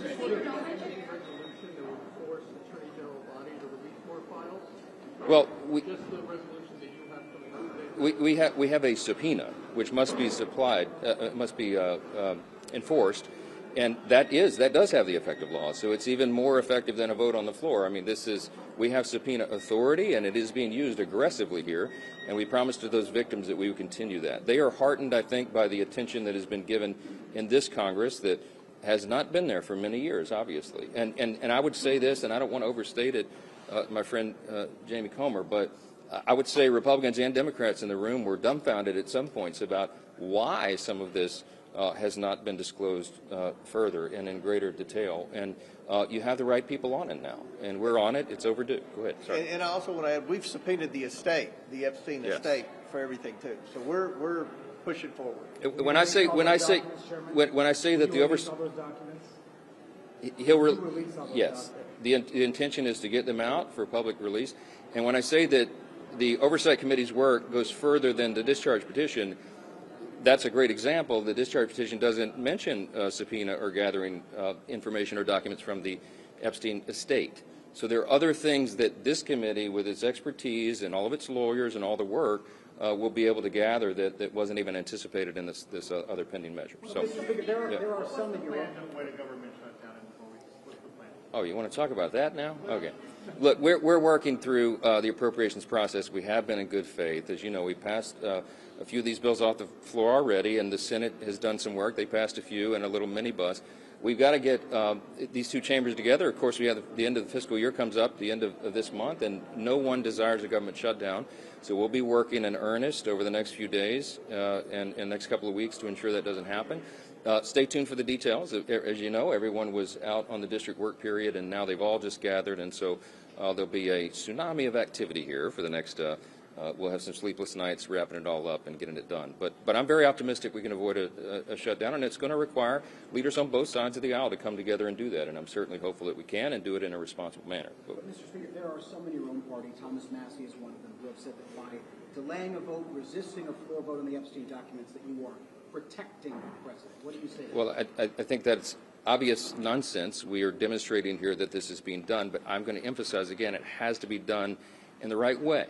I spoke with these 6 brave women who were here about our intention on that, and they were so grateful. I think they will tell you themselves, those who are willing to come forward to speak publicly, that they will say they want to be very careful. Not all the victims. In fact, the vast majority of ladies and women and young women who are subjected to these unspeakable crimes, I mean unspeakable crimes, some of the things we heard today, have chosen not to come forward for obvious reasons. So we have to very carefully guard their identities. We cannot be haphazard about this. And that's the only thing that has had, if there's any delay at all, that's what the intention is. And I think you'll see that's the effect. The American people will get the information they've desired. Last question. Yeah. Yeah, Congressman Garcia says that you guys have subpoenaed that birthday book where President Trump allegedly wrote a note to Jeffrey Epstein. Is that something you guys are going to share with the public and expect to see soon? I don't know about that particular item. I haven't seen a long list of specific. That's in the estate. We've subpoenaed for all documents pertaining to the estate. And once you get it, will you release that to the public? We plan on doing that. Yeah. You're going to see full disclosure. We always do. Maximum transparency. That's Chairman Comer. That's what he does. Yes. When you say justice delayed, does that mean you are seeking more action to get justice, or does that mean transparency, or does that mean you're looking for more prosecutions of other individuals? I think we follow the truth where it leads. I think that's the responsibility of Congress. I think we owe that to the victims. And if there are further prosecutions, then they need to be brought. No stone unturned. I mean, that's the commitment, and it's bipartisan. And I'm heartened that members of Congress are willing to work together on that. So, and look, I will say this again. I'm going to emphasize this is full participation of the administration and the White House. The president has the same desire.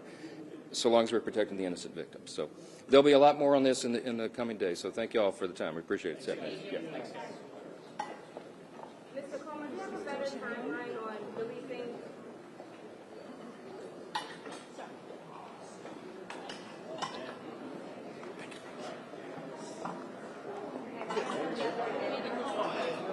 For those that don't want to stay for that, head out for coming in. Okay, great. Yeah. Okay, great. You're done. Yeah.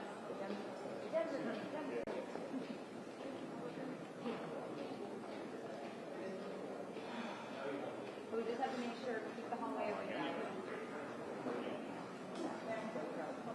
A little more space.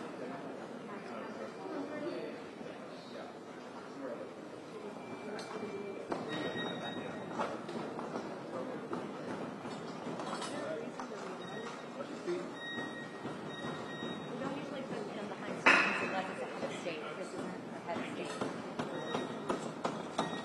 Okay.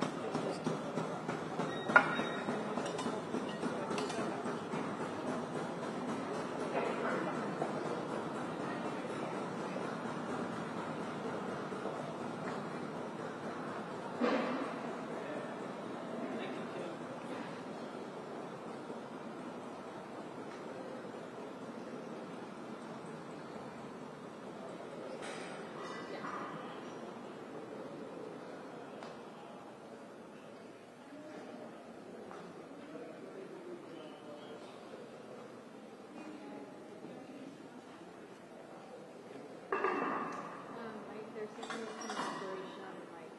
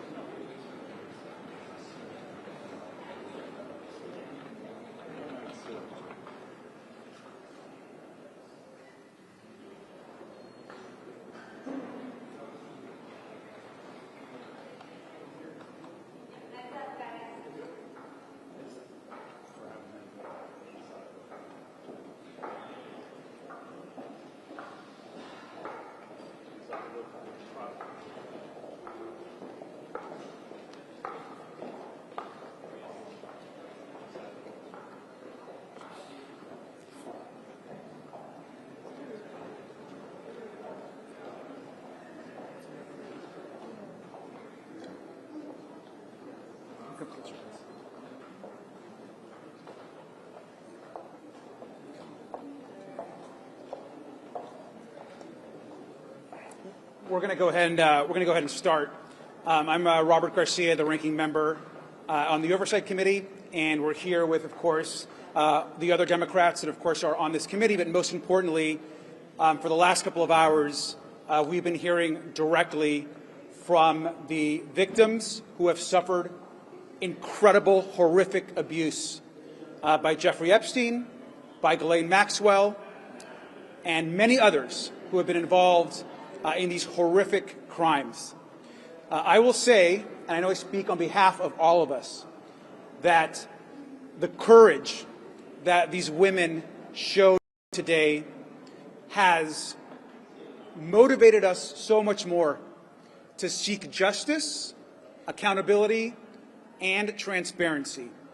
And we do not care how powerful, how connected, or what political party those that have victimized and caused horrific pain and sexual abuse to these women are.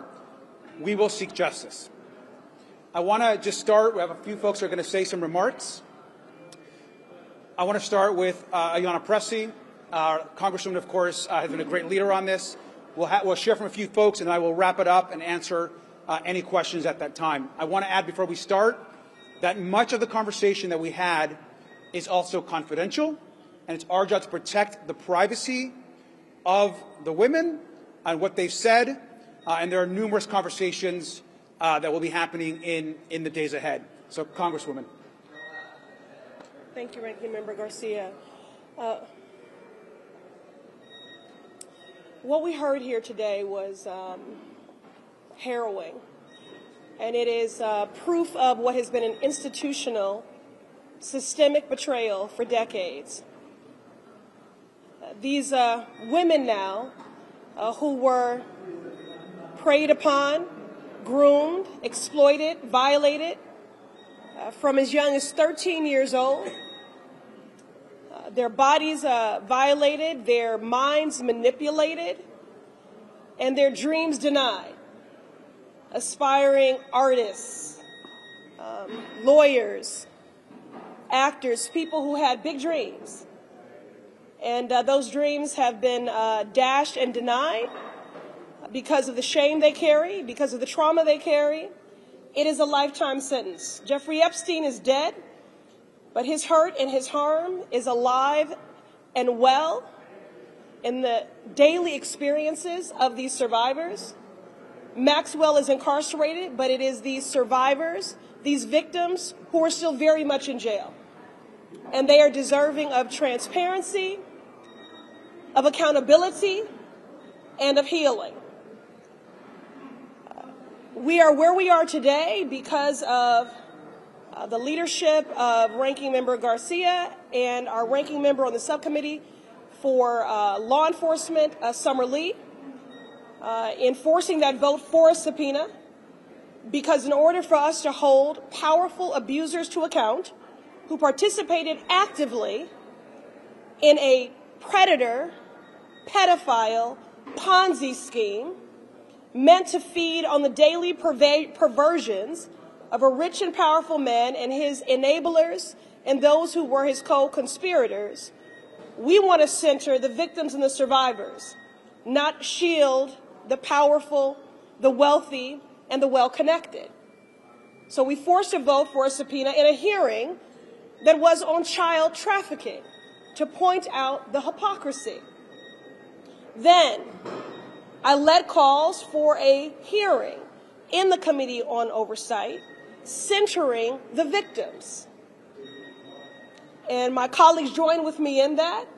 We do believe that that did lead to pressure that resulted in today's roundtable, where many of the victims said it was the first time that they had felt heard. On the heels of the many years of abuse that they experienced, to be re-victimized and traumatized by a government. They had abusers that told them they were trash. And because they've never gotten justice and been heard, it has contributed to the ways in which they have felt demoralized and invisible. The role of this committee is to be an efficient and effective pursuit of the truth, and we will be until these survivors get the justice that they deserve. Again, we will not shield powerful abusers. They must be taken into account, and that cannot happen if we are not centering and prioritizing the voices of survivors.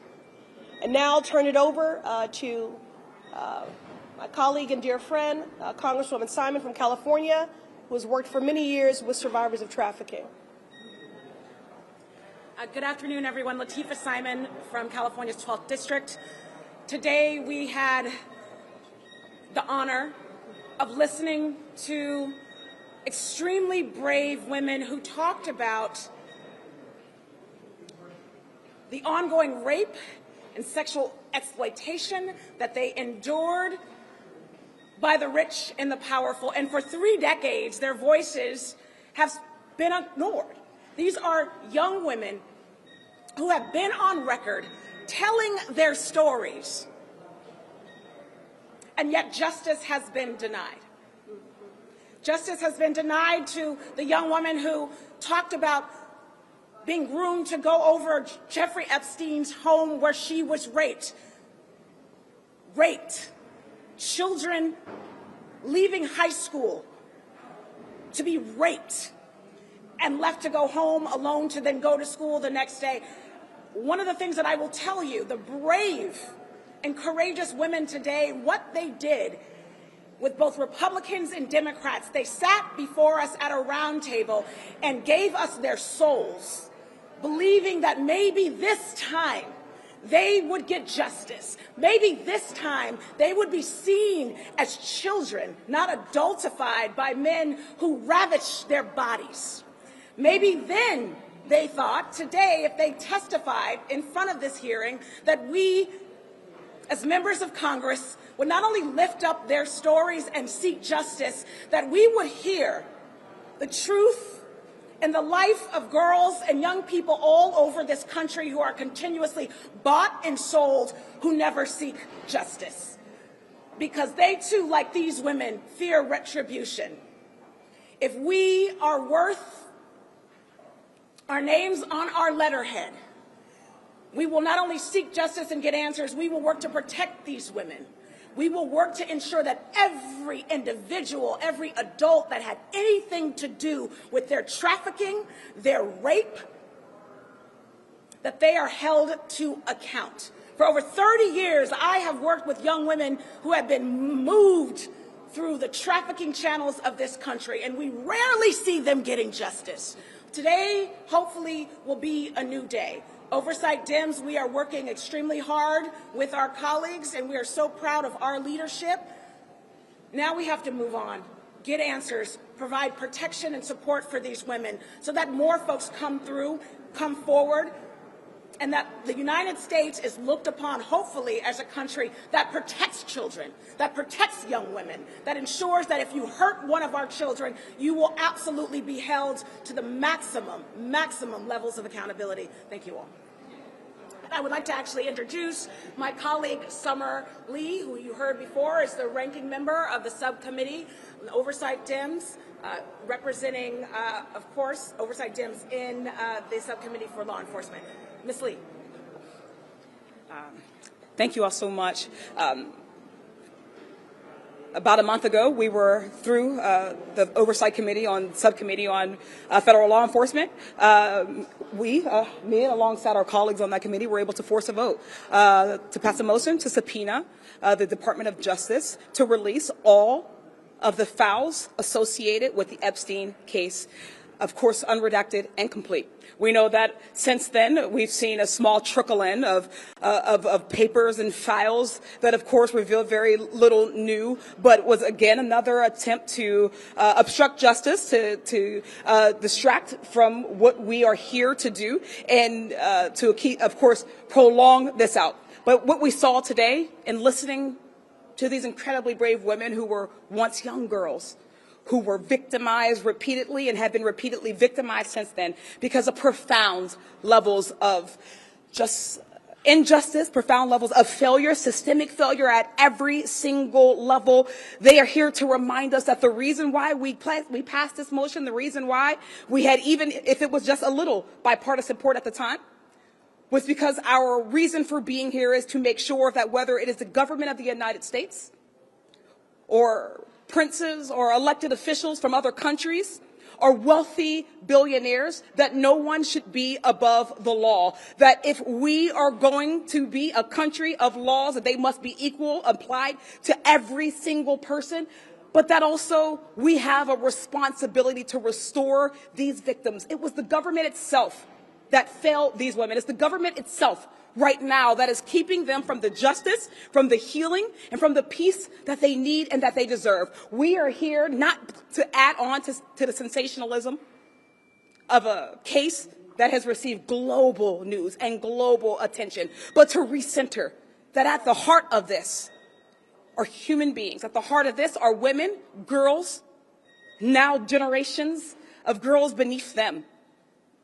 Though we were able to hear from a number of women today, we know that there were hundreds of women who were involved in this case. Hundreds of women, many of whom are unnamed, but hundreds of women who were victimized, who were sexually abused and then re-victimized by the obstruction from the government. And behind them are millions of girls who have watched how our country, how society handles cases of sexual abuse. They have watched the rich and the powerful get off. They have watched, even in death, them be protected. And we are here as oversight Democrats to say that the time to step up, the time to push, to fight, to ensure justice is now, and today is why we are here to renew our calls, not just for an official hearing, as Representative Ayanna Pressley has called for, an official hearing on the books within our committee. Though we are thankful for the roundtable that we had today, we affirm our calls for that. We also reaffirm our calls for the Department of Justice to hand over immediately all of the files within its custody, not just to ourselves, but also a reminder that, as we learned today, some of the victims themselves have not been able to access their own files. So we want to remind the press, we want to remind our country and the population that these women are still seeking justice for themselves, that they're still seeking healing for themselves, and to the extent that we are able to continue to keep our eyes on what the ultimate prize is, that we will do that, that we will continue to pursue justice in a way that does no more harm to these women and does no more harm to any of the victims, not just of Epstein, but of sexual assault across our country. Thank you. With that, actually, I'll be handing it off to our colleague from Texas, Representative Jasmine Crockett. Thank you so much. And first of all, let me just say that we are standing before you. We're having this conversation because of the oversight Democratic leadership. And so I want to reiterate that it's the Democratic leadership on oversight that has truly been able to move this forward. I'm sure many of you don't recall, but we were sent home early to try to avoid being able to take a vote on something like getting these files. We are about doing real transparency. We don't care who's in the files. We are going after you. So if I had to sum up what happened today, we heard the stories of victims, and honestly, we heard the story of at least one person that has never come forward before today. This was the very first time that she was telling anyone in a semi-public way her story. And if I had to summarize the theme, I would say that their theme was to do something. It is probably the theme of the American people in general right now when it comes to government, is that they want us to do something. So yes, we had the roundtable, but they actually want to see some action. The fact that this started off in the 90s, and we had someone who could talk about what happened to them in the 90s, but then you go down the line and you've got somebody that's telling us their story from 2008. These failures led to years and years of abuse that did not have to take place. And so the reality is this. Some think that this is all over, and some think that nothing else is going on. But if there was ever a RICO case, it would have been the Epstein case. So how we went from something that should have been RICO because of how sophisticated of a system this was, and this wasn't just one little sick old man that was doing stuff, but there were so many layers, whether we're talking about the banks that were involved, whether we're talking about those that worked for him, that helped him, whether we're talking about the monster known as Maxwell, and that's exactly how y'all need to refer to her. She is a monster. She is not a victim. So let me tell you, I want some action items to come out of this, because for once we somewhat look like we're bipartisan in the Oversight Committee. Number one, we need answers. We need answers on why it is that Maxwell was transferred from her current station or her former station in Florida down to Texas. We need to have an understanding, because everything that I heard today leads me to know that for sure she was all up and in and through this entire process, not to mention that she was indicted by a jury of her peers, and then she was tried and convicted and given 20 years. So why is it that we had somebody, again, it almost seems like we are doomed to repeat our failures, because why is it we have high-level people that seemingly are running cover for a criminal? And that is what she is. She is a monster, and she is a criminal. So number one, we need answers on what happened with that transfer, why it took place, and honestly, we all need to stand together and say that Maxwell needs to go back to where the monsters go, which is to a higher level of security. We also need to understand that Debbie Wasserman Schultz has legislation that she has been trying to push forward. And so in a bipartisan way, we all need to get behind Debbie, because we found, and what we learned is that there were loopholes as it relates to the Crime Victims Act. And so we've got to make sure that no other victims suffer in the way that they did when you have somebody like Alex Acosta that decides that he wants to play games and dismiss a case and never inform the victims of what's going on. as is required by law. So we are going to have to fix those loopholes to make sure that that doesn't happen, because it took them 10 years of fighting this, and ultimately by the time they got to the end of it, well, it also was Jeffrey Epstein's end, and so there was not a resolution for that. And the final thing that I think that we need to do is, obviously, we need to continue to push forward and make sure that we get all the files, because we know that we have not received them all. Because I am standing in front of the press, I'm also going to make a plea. One of the things that I realized was that there's a lot of stuff that the DOJ may have, but honestly, if you don't have a thorough investigation, and I can't say if we had a thorough investigation or not, we have no idea. But the reality is that when you have investigators that go out and they collect information. I am not necessarily convinced that they even have gone out and done their due diligence to fully investigate this case in the first place. So if there's anyone in the public that believes that you have information that would be valuable, you've never been able to get through to federal agencies, or no one would listen to you when you try to go forward and bring information forward. I am asking that you trust oversight DIMS and you bring that information to us. Or if you know where some information is contained, let us know so that we can then send subpoenas out that way. We want to do right not only by those that have already suffered under Epstein, but we want to prevent other trafficking rings that we know are out there. We want to make sure that we are doing right for future generations. So with that, I now have the honor of presenting to you the firecracker out of New Mexico. All right. Well, I'm Melanie Stansbury, and I represent New Mexico's 1st Congressional District. And I want to say that I'm truly stunned by what I heard today. The thing about being a victim of assault, of sexual violence, is that it not only steals your sense of self, it steals your dignity, it steals your ambition, it steals your hopes, it steals your dreams, and it steals your sense of personhood. And what we heard today is from a half-dozen victims, some of whom have already pursued both civil and criminal suits against both Jeffrey Epstein and Ghislaine Maxwell, as well as from several who have never told their stories in public before. But before I turn to the substance of the case itself, I want to say to anyone out there who is currently experiencing abuse of any kind, we see you. We are here fighting for you, and we will fight for justice for every person who is experiencing sexual violence in this country, and that is what this case is actually about.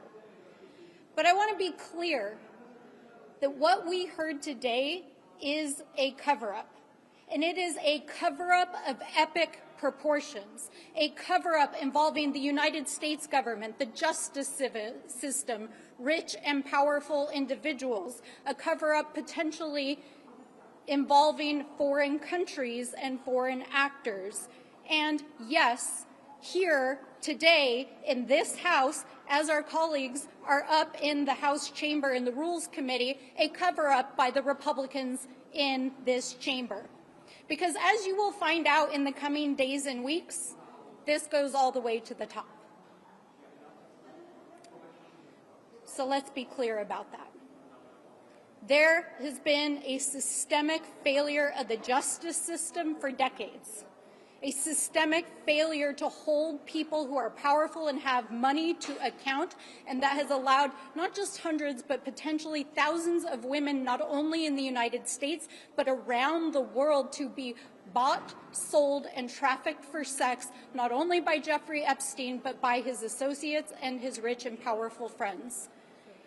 And as these stories come forward, whether they're stories that have already been told, they're stories in those FBI files that have not been released by the Department of Justice and which they must release because of the subpoena, or whether they are stories of victims that have not yet come forward, we will hold you all accountable for this miscarriage of justice, for the abuse of these women, and the abuse of this institution to try to cover it up, because there happens to be a very powerful person at the top who doesn't want these stories out. So that is why we subpoenaed these records. That is why these victims were here today to bravely tell their stories. And whatever justice looks like in the coming days and weeks and years, we will follow every thread. We will follow every piece of evidence. We will follow every bank record. We will follow every investigation. We will follow every court order, and we will make sure that those who were abused by these men are held accountable. Thank you so much, Congresswoman Yasmin Ansari. I represent Phoenix, Arizona. This is incredibly difficult to do. We sat this afternoon listening to brave, courageous women in the face of threats to their lives and threats to their families' lives, in the face of retaliation from the highest ranking officials, from billionaires, from extremely powerful people that we haven't even begun to scratch the surface of. We sat there today listening to these brave women speak and tell us the truth about what has happened for decades in this country without any accountability whatsoever. Listening to them, I was in awe because I don't think I could have done what they did today. I think I would have been too scared and too fearful of what might happen to me. And the fact that some of these stories and the abuse that has been ongoing for so long, I was 4 years old when some of the witnesses, some of the folks in the room today began being abused by Jeffrey Epstein and Ghislaine Maxwell. And as the youngest woman currently serving in this body, I feel an immense responsibility that we do not let this go on any longer, that we need justice and accountability, and we need to prove to young women in this country, to our daughters and to our granddaughters, that we will not let the government of the United States of America, what is supposed to be a free country, a country that believes in law and order and justice and accountability, protect the most powerful people, not only in our country, but who knows, from across the world. So today served, I think, as a reaffirming of our commitment, our profound commitment to making sure that we get justice and we get accountability. There were many themes that we heard today from the brave women who spoke to us. First and foremost, it is an absolute atrocity that the Trump administration allowed and sent over the president's former defense attorney to speak with a monster and to then publicize that interview and provide this monster with a platform to perpetuate her lies. The Trump administration needs to be held accountable for that. We need to demand that Ghislaine Maxwell never get a pardon from the United States government and actually serve out the time that she was given and that she deserves for the crimes that she committed.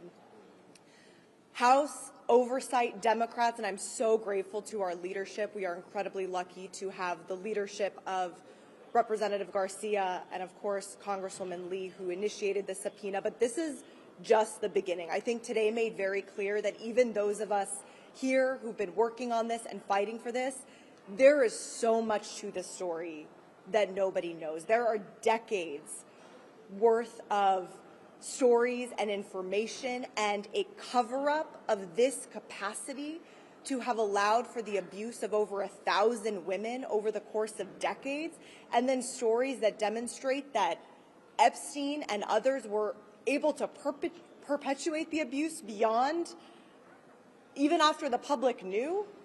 We know there's a lot more to this. And I think that this is the most corrupt administration in American history, and this story shows it more than anything. So we will keep fighting in honor of the survivors who are brave enough to put themselves out there for truth and justice, and we will not back down until there is full accountability and prevention from this ever happening again. And with that, I will hand it over to my colleague, Congressman Lynch. Thank you so much. Thank you. Thank you. you, Yasmin. Today we had the opportunity to hear from 6 courageous women who were all victims of Jeffrey Epstein and Ghislaine Maxwell. Even though there are only 6 of them in the room today, they spoke on behalf of over 1,000 other victims of Jeffrey Epstein and Ghislaine Maxwell. And you could see that they were crushed in a way at the news that Ghislaine Maxwell had received favorable treatment from President Trump and his personal attorney, being relocated to a less secure facility. But we cautioned them.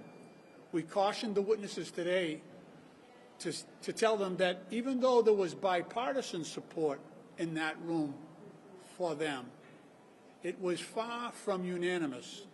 And there are people at the very highest levels of this government today that are not happy that on the first day of our return, Congress is taking up this issue and defending the women, all the women who were victims of Jeffrey Epstein and Ghislaine Maxwell.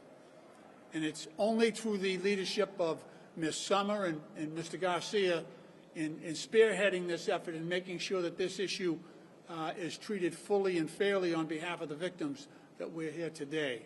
But today, the work really begins. Thank you.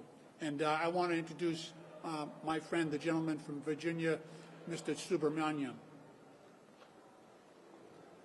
Thank you. I want to thank my colleagues, and most of all, I want to thank the brave women who came today to speak up, as well as their lawyers, many of whom are working for free for many years now. The one thing that holds them back sometimes is how much they've been disappointed over the years by our government and by people at the top and the people in charge of protecting them and serving them justice. And the reality is the system has failed them over and over again. And so our commitment is that we will not fail them, that we will not let this go, that we will continue to ask the right questions. We will continue to pursue justice and pursue transparency because those women, those brave women, deserve it. And so we will not let this go. And the president and this administration has a choice. They can either join the many people who covered up this person's crimes, or they can join the people who are going to seek justice and seek what the victims want, which is real justice. And so we are going to continue to pursue this, and we will not stop. Thank you. I'm going to hand it over to Mr. Min, California. Thank you all. It was a sobering few hours just now, and I want to thank the survivors who came forward, sharing their stories at great cost, great personal sacrifice. We talked to some women who had been followed in recent weeks, who received threats, and this compounds on decades worth of threats.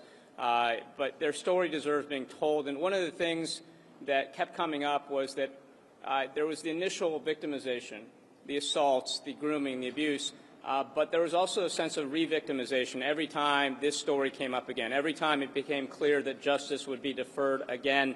And I just want to remind you all that we're here because Pam Bondi and Kash Patel, the Attorney General and Director of the FBI, said that there were no Epstein files just a few weeks back. And that has led to all this controversy. It's what led to this moment today. And I just want to repeat something.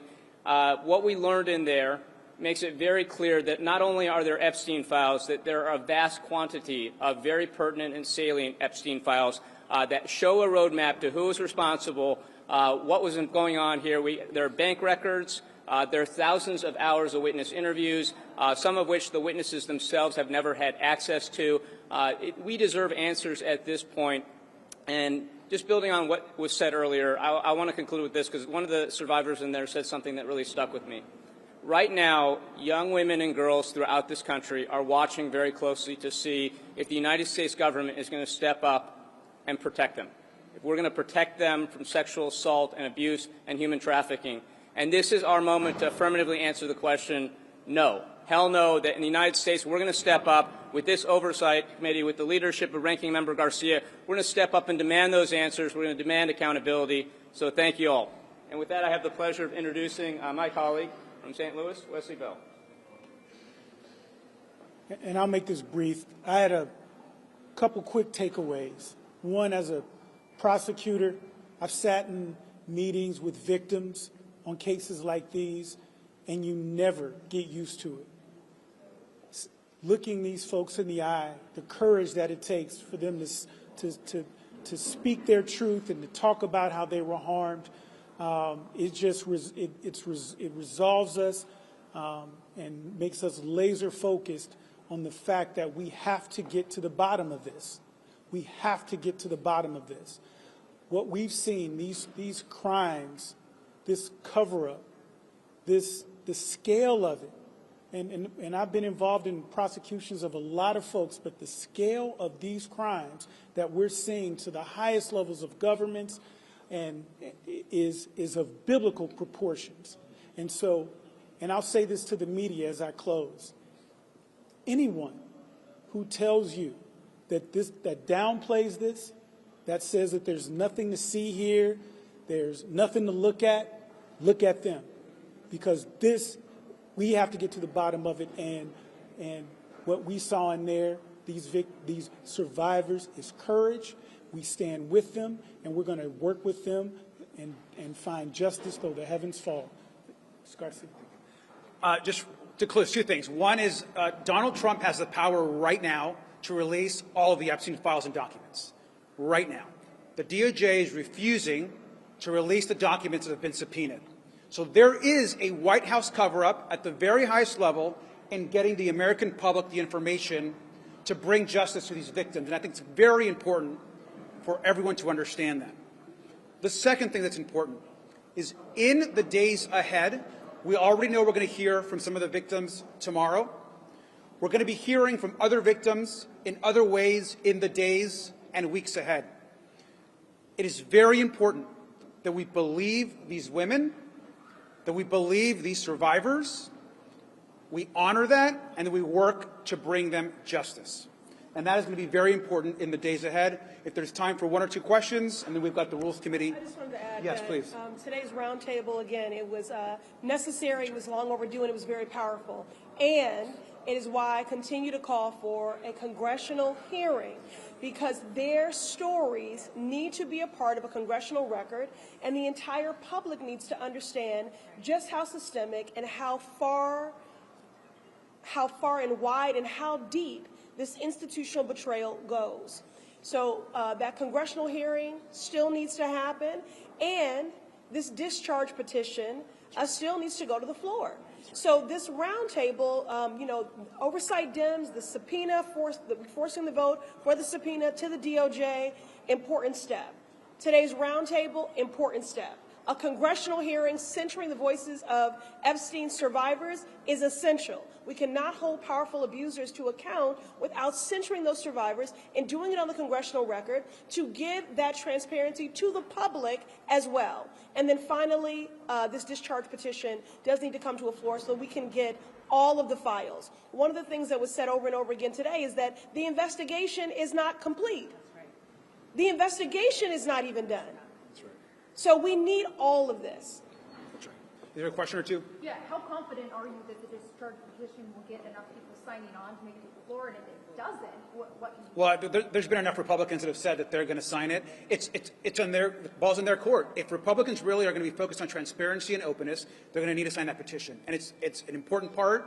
So we're calling on Speaker Johnson, who was here hearing these victims, to encourage his members to sign that petition. Speaker Johnson said earlier that he thinks that this discharge petition is moot because of the work that the Oversight Committee is doing. Obviously, the subpoenas went out in large part because of your efforts. I'm curious what your response is to that, given that the DOJ has told Chairman Comey that they're going to... Speaker Johnson tried to end the last session. In fact, he ended it early to avoid any more discussion about the Epstein files. It's thanks to the work of our subcommittee, Congresswoman Lee and her leadership, that actually forced that release. And now, every step of the way, as far as what Republicans have disclosed, we have forced them or pushed them to do.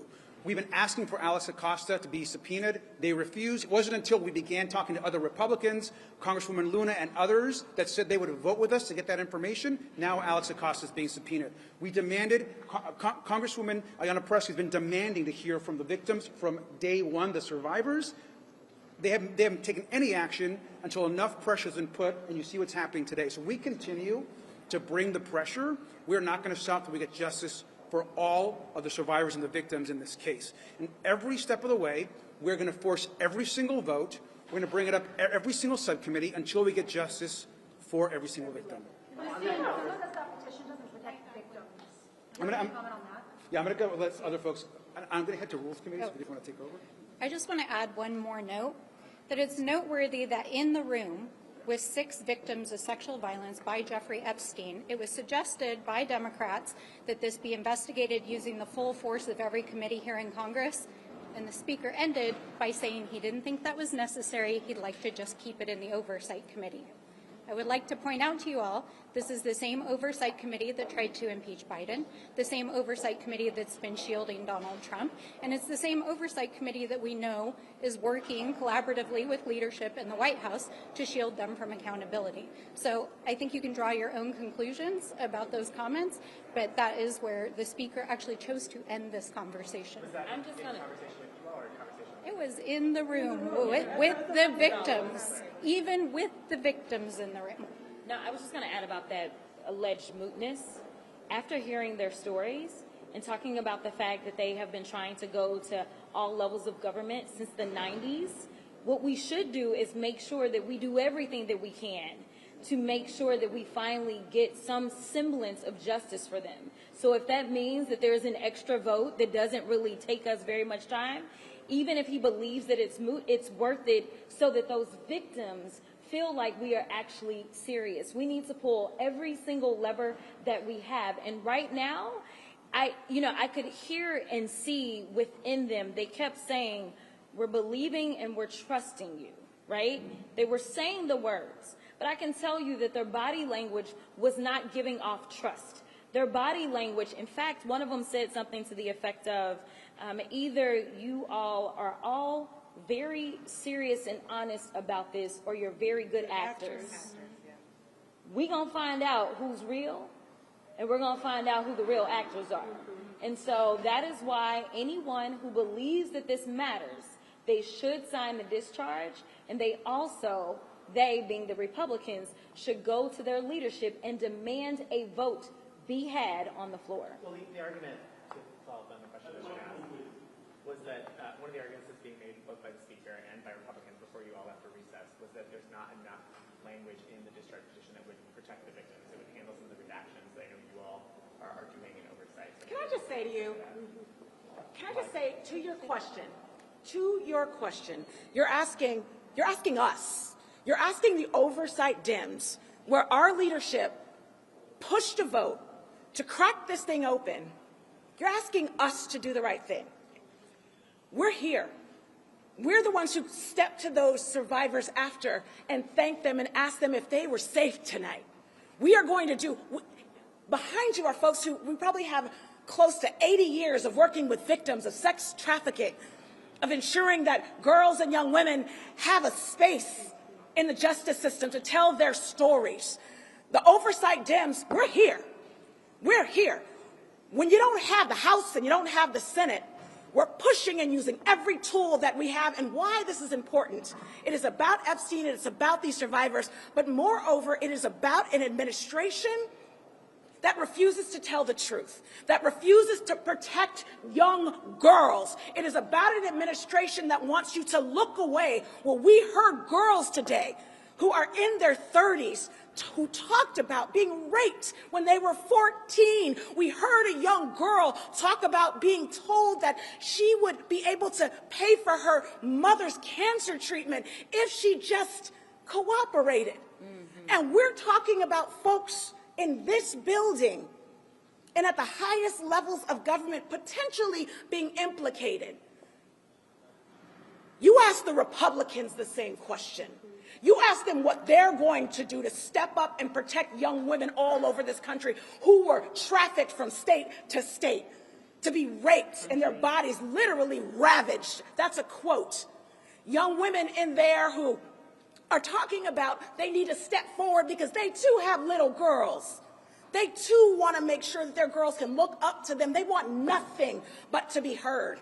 They want nothing but to literally be listened to, because the epic proportion of folks in this administration turning their heads, sending folks home early, sweeping it under the rug. It is the oversight Dems who are saying, do what you will, but tell the truth on behalf of the souls of these young women and the millions in this country. If these women who have the international attention right now are begging for justice, can you imagine the little girl downtown in any American city by herself being trafficked? That's why this is important. If you have people at the highest levels of government potentially implicated in the rape and the trafficking of these young women, we would do the right thing. You ask the Republicans what they're going to do, because we're here. We good.